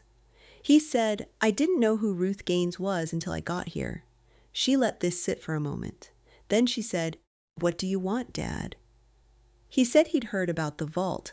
He said he was Harold's son, which meant he was part of the family line, which meant he might have a stake in what was found. He said this with the careful voice of someone who'd thought about how to phrase it on the drive, who had rehearsed the angle that sounded least like what it was. She looked at him and thought about the night she'd stood in the hallway with her pack. She thought about Patricia saying, maybe it would be good for everyone if Nara spent some time somewhere else. She thought about the payphone and the third ring and the sound of the television in the background, and the choice she'd made to hang up without speaking. She said, "Did you know about the station?" He was quiet for a moment. "My father mentioned it once, when I was maybe 15. He said There was property in Crestfield that had belonged to the family a long time ago. He said it was complicated and that it wasn't worth pursuing. He paused. I never thought about it after that. He knew about the vault. Gordon looked at the floor. I don't know what Harold knew. She said, he knew. Albert told Harold, and Harold told you it was complicated and not worth pursuing. Which it was to Harold. He was done with the past, and he wanted you to be done with it too. She kept her voice level, not because she didn't feel anything, but because she'd learned that showing it gave people things they could use, and she was done giving Gordon things he could use. You had the same choice Harold had. You could have looked.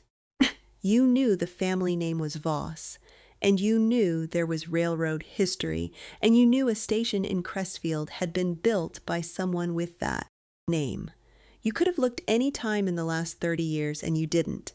He said, that's not fair. She said, I know, because it wasn't entirely fair. He hadn't known what was in the vault. He hadn't known what Harold had actually known about its contents, or whether Harold had known precisely. He'd done what his father had done, which was to choose the easier path, the one that didn't require engaging with a family history that carried more shame than promise. But she'd slept in the building for 6 weeks. She'd spent 2 months doing the research and filing the legal papers and sitting across from Colin Marsh when he'd told her she was 17 and living in someone else's house, and the smart move was to take the money and go. She'd carried her mother's key through 4 months of sleeping rough and 3 months of legal proceedings, and she'd done it alone, with help from people who had chosen to help her because of who she was and what she was trying to do, not because they were obligated. She looked at him and thought about saying all of that, and then decided not to, because saying all of it would have been for her benefit rather than his, and she didn't need it in the way she would have 6 months ago. She'd been carrying the weight of the night. She'd packed her bag and stood in the hallway for 4 months, through every cold morning and every hard conversation. She'd carried it and done what needed to be done. The carrying was hers. He didn't get to be part of it just by showing up now. She said, Harold's legal descendants are you and me. You didn't file a claim. I did. The adjudication hearing is tomorrow, and Bertram will tell the court that I am the only member of the Voss family who came forward, which is what the legal record will show. She looked at him directly. I'm not going to give you anything, Dad, not because I want to hurt you, because you made choices, and I made choices, and the choices led different places. He looked at her for a long time. She wondered what he was seeing. Maybe the girl who'd packed her bag in September and stood in the hallway waiting. Maybe someone he hadn't paid enough attention to recognize. He said, Your mother would have wanted me to be here for you. She thought about her mother, who had kept a key in a jewelry box and had not told Nara what it was for, who might have known or might not have known, who had kept it anyway, carefully, right where Nara would find it, and who had also, every year until she died, driven Nara to school on the first day and come to every school play and said goodnight every night without exception. Elaine had done all of those things, and she had also never explained the key.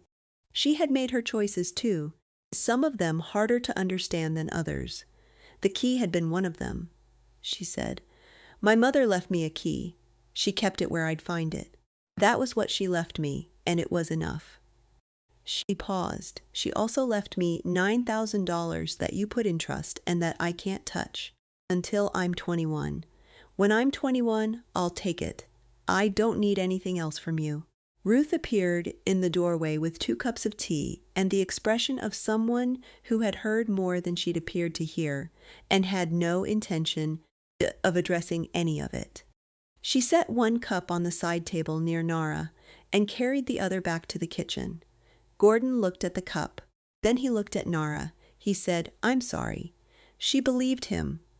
That was the complicated thing, sitting in Ruth's front room on a December morning. She believed that he was sorry, in the way that people are sorry when they've finally added up what their choices cost someone else and found the number larger than they'd wanted it to be. He was sorry. It didn't change anything. Both of those things could be true at the same time. She said, "I know." He left an hour later. She watched his car from the front window until it turned the corner off Maple Street. Then she picked up her tea and drank it standing at the window, looking at the December street. Ruth appeared beside her. She didn't say anything. After a moment she said, "The hearing's at 9. Bertram wants us there at 8:30. Nara nodded. "Get some sleep," Ruth said. She did. The adjudication hearing was longer than the emergency stay hearing, as Bertram had prepared her. 2 hours and 40 minutes in the same courtroom with the same judge, Judge Hale, who read everything she was given with the same systematic attention, and who asked questions that established she had prepared as thoroughly as the lawyers presenting to her. Carol Ames testified. Dr. Marcus Webb testified by phone, precise voice filling the courtroom from the speaker on the clerk's desk. Orson, the title examiner, testified to the chain of title documentation and the absence of any recorded transfer of the personal parcels from the Voss family. Councilwoman Fisk was in the gallery again, as she had been at the first hearing, sitting slightly apart from the other observers.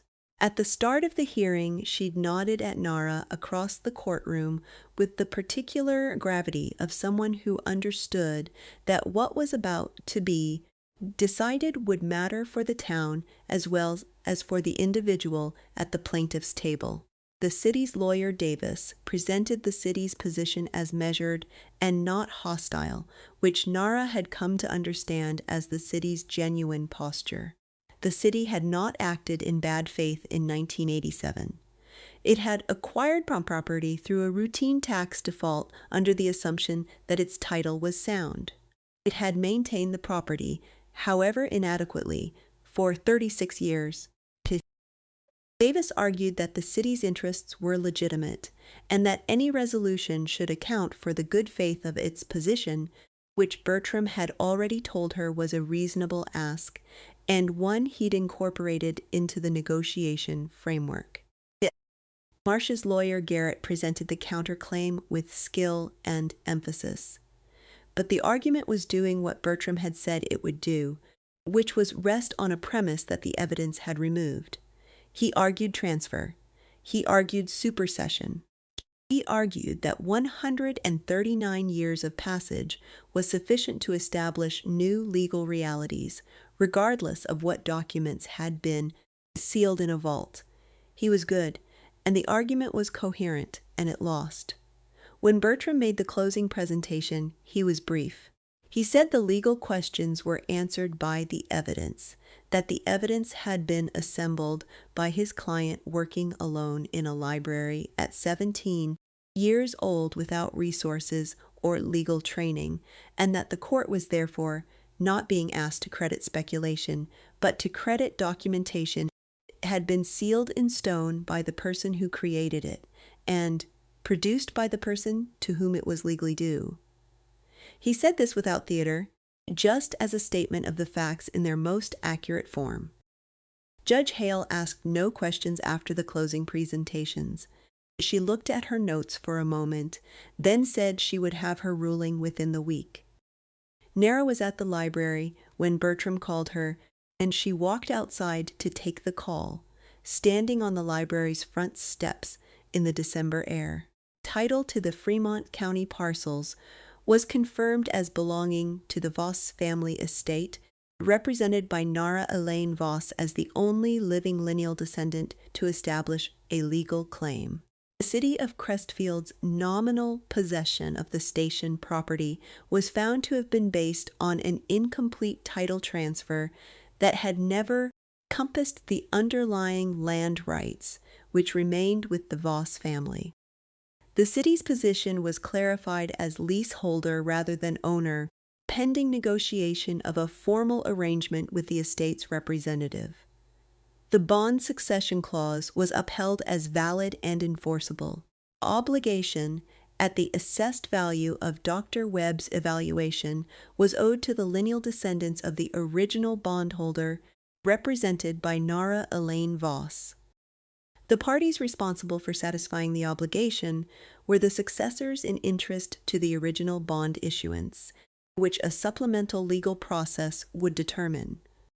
Bertram had already identified likely defendants in that supplemental process and had told her it take another 6 to 8 months, and that the outcome was not certain, but the foundation was solid. Marsh's counterclaim was denied. The demolition order was formally vacated.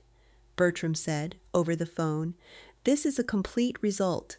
He said it the same way he said everything, but she had learned to read the weight in his pauses. And the pause, after complete result, carried something she understood as satisfaction in a man who did not often show it. She said, "What happens to Marsh? He still has his investors and his architects and his permits. He no longer has a viable site. He'll move on. That's what developers do." Bertram paused again. His initial investment in the research firm that identified the vault was probably the single most consequential thing he ever did, from your perspective. If he hadn't started looking, you might not have known what to look for. She hadn't thought about it that way. She thought about it standing on the library steps in the cold, the gray December sky overhead, the bare trees along the main street. Marsh had set something in motion by wanting the station. Ruth had been watching what he was doing. Ruth had been waiting for Nara. Nara had gotten off a bus in Crestfield because of a photograph in a magazine that stopped her hand on the page. She said, "What do I owe Carol and Halverson and Dr. Webb? Carol is billing the estate at cost, which she'll reconcile when the bond obligation is settled. Same structure for the others. You owe nothing out of pocket right now." She thanked him and went back inside and sat at her usual computer station. Terence appeared from the reference desk and set a folder on the table beside her without being asked. Inside, printout of a Pennsylvania Historic Preservation Grant Program for buildings on the National Register. He went back to the desk without commenting. She sat with the folder for a while, thinking. She had made a list, some weeks back, in the notebook she kept for research, of the things she knew and the things she didn't know. The list of things she didn't know had been longer for most of this time. Now it was shorter. She knew the station was hers, or rather, the land beneath it was hers. She knew the bonds represented an obligation she had a legal path to collect. She knew the deed boxes contained titles that would need to be worked through in the land records process. Some of those titles might yield additional value, and some might not, and that process would take as long as it took. What she knew for certain, she was not leaving Crestfield. She had arrived here with a backpack and a flashlight and 4 months of sleeping rough behind her and a key she didn't know the purpose of. She had been sleeping in the building for 6 weeks before she understood why the building felt like somewhere she was supposed to be. The station had been waiting for someone since 1943, when Albert sealed its contents with an unsteady hand and wrote a letter to whoever finds this. She was whoever finds this. That was not an accident. It was not luck. Was the accumulated consequence of Georg building in stone instead of paper, of Marta keeping the key and giving it to Harold's wife, of Harold's wife keeping it and giving it to Elaine, of Elaine keeping it in the box where her daughter would find it. Every person in the chain had done one thing right, even if they'd also done other things wrong, and the one right thing had been enough to carry the key forward to the person who needed it. She thought about what she was going to do. The bond obligation would take months to settle, and the outcome was not certain, as Bertram had said. But the title to the land was clear. The demolition order was vacated. The station was standing, its foundation sound, its vaulting intact, its entrance arches still framing the sky. The grant program in Terrence's folder provided funding for restoration of buildings on the National Register. She was going to apply for that grant. She was going to have the station restored, not converted, not repurposed for condominiums or retail or whatever Colin Marsh had planned. Restored close to its original condition as was possible, which in this case meant the marble floor cleaned and the plaster repaired and the skylight glazed and the platform stabilized and the inscription above the central arch made legible again from the street. Built on the promise of what this town will become. She didn't know yet what the building would be used for. That was a question for later, and for the time when there was a building that could be used, rather than one that was being argued over. But she knew that Georg Voss had built it as the most significant thing he'd ever made, proof that he'd been here and had meant to be here, and had built something worth the effort of building. He'd put his family's name over the door and sealed his family's records in the foundation and expected that both would outlast him. He'd been right about the building. He'd been right about the records. She was going to make sure he was right about the name. She told Ruth that evening at dinner, which Ruth received in the way she received most news from Nara at this point, with the listening attention of someone who had long since decided Nara's judgment was reliable and who was prepared to support whatever conclusion she'd reached. She told Terrence the following morning, because he'd spent 4 months helping her find what she was looking for in his archives, without ever being asked, and she thought he deserved to know what the help had led to. He listened to her summary with his characteristic stillness and then said, "The grant application has a February deadline." He went back to his desk and she went to her computer, and they worked the way they'd been working since September, the productive quiet of people who understood what they were both there for. She told Bertram, who said he'd begin the foundation of the legal entity she'd need to manage the estate and the grant application, which was a separate process from the bond claim and which he recommended handling sooner rather than later. He said the legal entity would require a name, and she said she already knew what it would be. Voss Station Trust. Bertram said that was straightforward and appropriate, and he'd draw up the paperwork. She told Bill Kavanagh, because he'd told her the foundation was sound, and she felt he should know what she was going to do with that information. He nodded when she described the restoration plan and said he'd worked with the restoration contractor, who'd done the county courthouse 20 years back and could give her a name. She thanked him, and he went back to the hardware store, which was the way all conversations with Bill Kavanagh ended, with him going back to the hardware store and her feeling like the exchange had been exactly as long as it needed to be. The bond claim was filed in January, naming the legal successors to the original bond obligation as identified by Bertram and the financial historian. Was opposed, as expected, and the process began. Nara was prepared for the length of it because she'd had 4 months of legal proceedings to learn that length was the nature of the process rather than evidence that something was wrong. She turned 18 in late January. It happened on a Wednesday. Ruth made a dinner that was specific and considered rather than simply assembled, kind of meal that required planning and grocery store trips and a recipe consulted multiple times during preparation, which was how Ruth demonstrated care rather than saying it directly. Terrence came wearing a different sweater than his library sweater, was a departure from routine significant enough to notice. Bertram came with a bottle of wine and the expressions of someone who'd been looking forward to an occasion. Councilwoman Fisk came at Ruth's invitation, bringing a pie from Patrice's diner that she set on the counter without ceremony.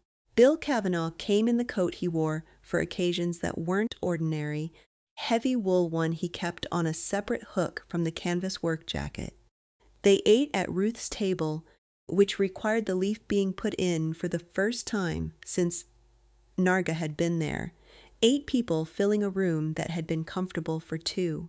The conversation moved from the grant application to the title process, and then eventually, gradually, away from all of it, to the town and the weather, and what Terence was reading, and whether the diner had changed its soup recipe. Fisk said it had, and Cavanaugh said she was wrong about that.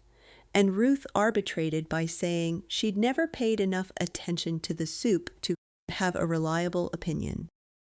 Nara sat at one end of the table and listened to people who had, over 4 months, become the people she trusted, talking about ordinary things in the warm, ordinary way of people who were comfortable with each other, thought about the sound of the television in the background of her father's kitchen, and the particular silence of being in a house full of people didn't want her there. After dinner, Bertram handed her an envelope. Inside, a letter confirming that the Nara Elaine Voss estate account held the proceeds from the city's first payment in the land rights negotiation, which had been agreed in principle while the formal documentation was still being finalized.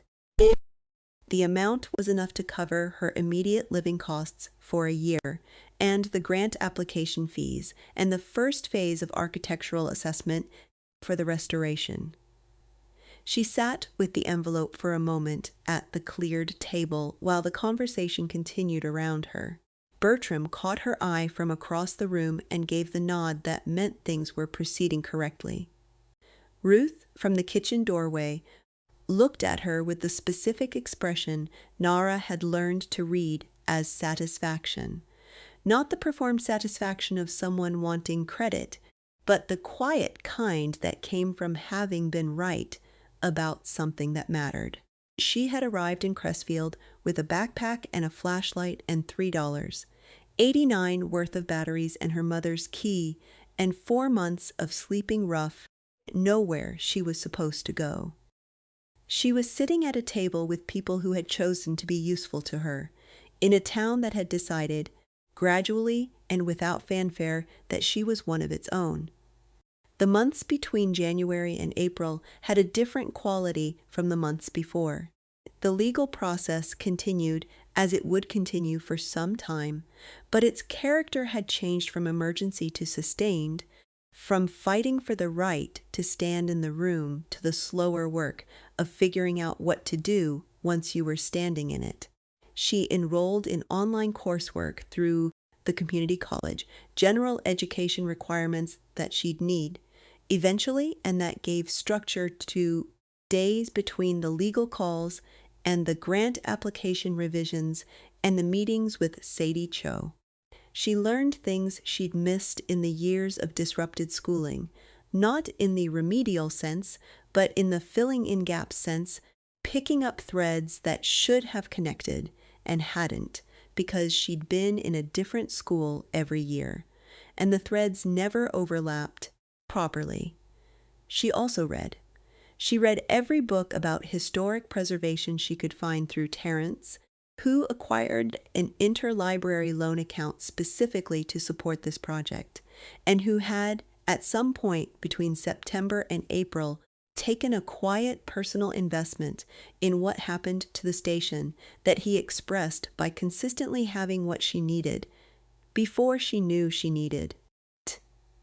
She read Georg's ledger books, which the court had released to her custody after the adjudication, working through his precise German script with a translation dictionary, and the patient assistance of a retired German teacher named Mrs. Loeb, who Terence had located and who arrived at the library on Thursday afternoons to work through the more difficult passages. The ledgers were extraordinary, not in terms of what they revealed about the vault's legal value, which Bertram and Carol were handling, but in terms of what they revealed about Georg himself. The care he took, the specific quality of attention he brought to everything he documented. A man who had come from nothing and built something and understood that building meant paying attention to every particular because the particulars were what held. She understood that about him. She thought it might be the thing they had most in common. In April, the weather turned and the grant application was submitted, and the bond claim was in process, and the architectural assessment was underway. She went to the station in the late afternoon. The chain-link fence was down, replaced with a proper sight barrier for the restoration work. She walked up the platform ramp in the April light without needing a flashlight for the first time since September. The main door was unlocked for the assessment team. She let herself in. The concourse was brighter than she'd ever seen it. The assessment team had cleared the plaster debris from the marble floor in preparation for the floor examination, and the marble had come through 80 years of neglect in better shape than anyone had expected. It needed cleaning and repair in several sections. Its integrity was intact. The vaulting above it was the same it had always been.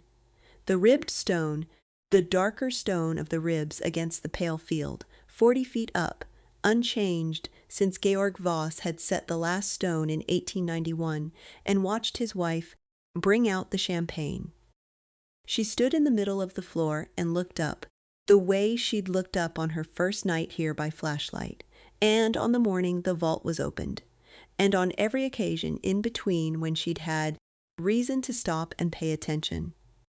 She thought about what it had been like to stand here in the dark at 2 a.m. in October, with the sleeping bag still damp from the cold, and the startling settled in the rafters, and the water pooled near the ticket windows where she'd been careful not to put anything.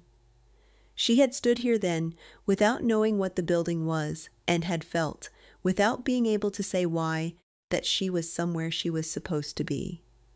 She'd felt it the way you feel things before you have the language for them, pressure rather than thought. She had the language for it now. The restoration architect, Seicho, had told her that the ceiling's condition was exceptional for its age, and that cleaning and minor repair work would restore it to something close to its original appearance. She'd said it with the enthusiasm of someone who dealt regularly with buildings that had not survived as well as this one. The marble floor would require more work but would come back. The skylight panes would be replaced. The platform would be reinforced. The entrance arches would be cleaned and pointed, and the stone would be allowed to be what it was. Pale and old and specific, particular limestone from a particular quarry that Georg had chosen, because he believed in using the right material for the thing you were building. She went down the service corridor to the boiler room, through the secondary door, down the concealed stair, into the chamber. The shelves were empty, the contents at the county records office. The writing table was still there, the lamp bracket, the small window near the ceiling with its strip of April sky. She stood in the chamber for a while, not thinking anything in particular, just standing in the room that had been sealed since 1943 and standing in it now in April light with the assessment team working upstairs and Sadie, Cho taking photographs of the ceiling and the processes of restoration underway around her. She thought about Albert sitting at a writing table somewhere in 1943 with his unsteady hand, addressing an envelope to whoever finds this, writing 2 pages of plain honest accounting and folding them and setting them on the shelf nearest the door where they would be found before anything else, making sure the person who came would understand what they were looking at. He'd been 70 years old or close to it when he'd done that, and he'd had no certainty that anyone would ever come.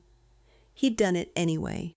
He'd done it with the same quality of attention his grandfather had put into the ledgers, the same specific care that said this matters, and I am treating it accordingly.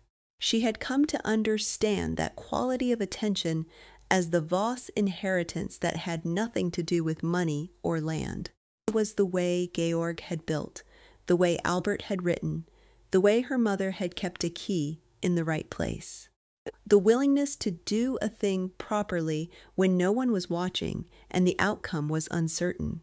The belief that careful work mattered even when you couldn't see who it would matter to. She had been carrying that quality her whole life without knowing it had a name.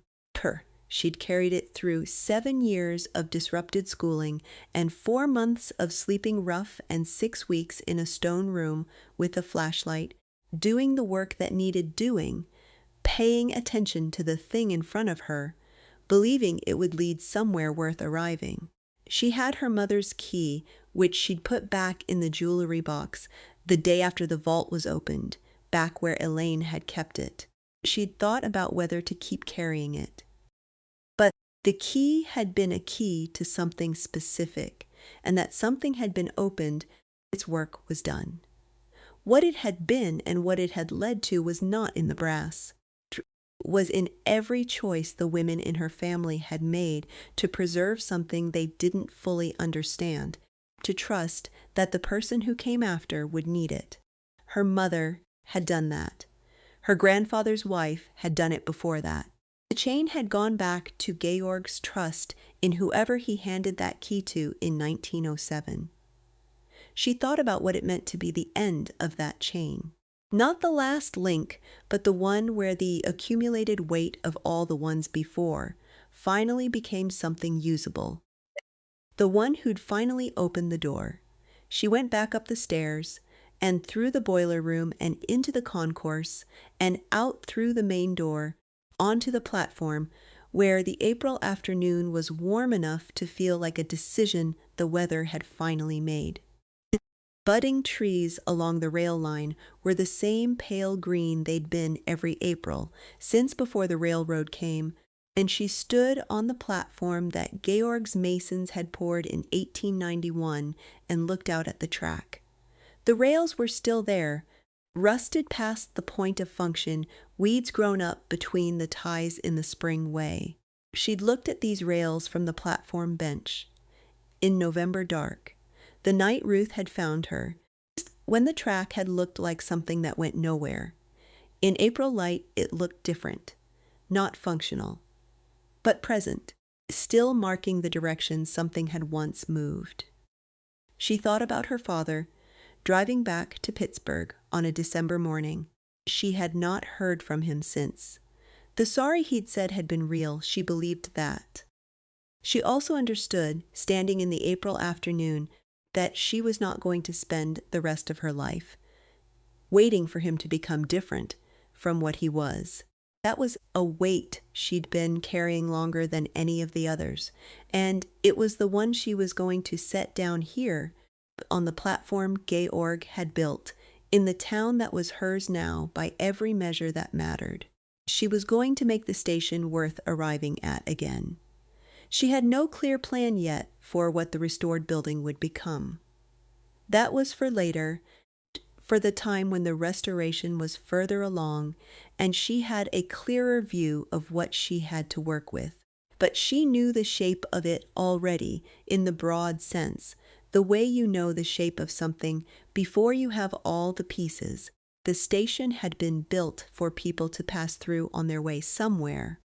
It had been built as a threshold, a place that marked transitions, that said you are arriving at something or leaving something, and either way this moment matters.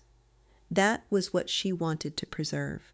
Not just the stone and the marble and the vaulting, but the function underneath the form, thing Georg had understood when he designed 3 arches instead of 1, and written the inscription and built the vault for the person who would need it. Some thresholds needed to exist.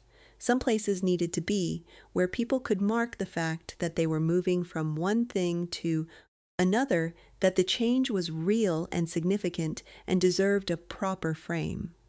She understood that better than most people. She turned back toward the entrance. Above the central arch, the inscription waited to be restored, worn by time to a faint legibility that required standing close. She stood close, built on the promise of what this town will become. Georg had meant Crestfield. He'd meant the town in 1891 when the railroad was running, and the future was something you could build toward if you had stone and determination and the willingness to put in the work. He'd meant it as a statement about faith in what a place could be. She understood it now as something larger, something he'd believed about the kind of person who would find their way back here. About the kind of faith that didn't require certainty, only the willingness to build for someone you hadn't met yet and trust that they would come. He'd written it in stone because stone outlasted everything else he could think of to write it in, and he'd been right about that. The chain had held. She walked down the platform ramp and through the open sight barrier and back into the town that was also, now, hers. Past the hardware store where Bill Kavanaugh was visible through the window, moving between shelves. Past the library where Terence was working at his desk in the afternoon, quiet, doing the work he'd been doing for years before she arrived, and would go on doing after this particular project settled into history. Past Patrice's diner, where the woman who'd asked if she'd found a place to stay waved through the window, and she waved back. Past the shuttered department store with its years-old for lease sign, which she'd looked at on her first afternoon in Crestfield as a marker of decline, and which she looked at now as a question still open, still answerable, the way most things were, if you were willing to sit with them long enough to understand what they were actually asking. The main street of Crestfield ran 2 blocks in each direction from the square, and she walked it to the end and turned around and walked back. April afternoon settling around her. She was 18 years old. She had a legal entity and a grant application and a restoration architect and a bond claim in process and a house on Maple Street and a library she went to every morning, and people who had chosen to be in her corner for reasons that had everything to do with who she was and nothing to do with obligation. She had no idea yet what the station would become. She had no idea what she would become. Both of those questions were ahead of her, open and unanswered, which was the condition of everything worth building. Georg had understood that. He'd set the final stone in the arch and put the champagne in his wife's hands and looked at what he'd made and understood that the making was one. The thing and the meaning would come later. Given time, given the right people, given whatever chain of small right choices led from 1891 to the person who eventually stood under the inscription and understood it for what it was. She was that person. She walked back toward Maple Street in the April light. The town moved around her in the ordinary way of a town in the middle of its afternoon, and she was part of it. Stories like this remind us that starting over is terrifying, but it is always possible. If you or someone you love is facing a total reset right now, whether from a divorce, a loss, or a financial disaster, you need a plan. Scan the QR code on your screen or click the link below to get the Phoenix Blueprint for just $17. It gives you the exact steps you need to take in the first 48 hours and a 90-day plan to get your independence back. Thank you for watching.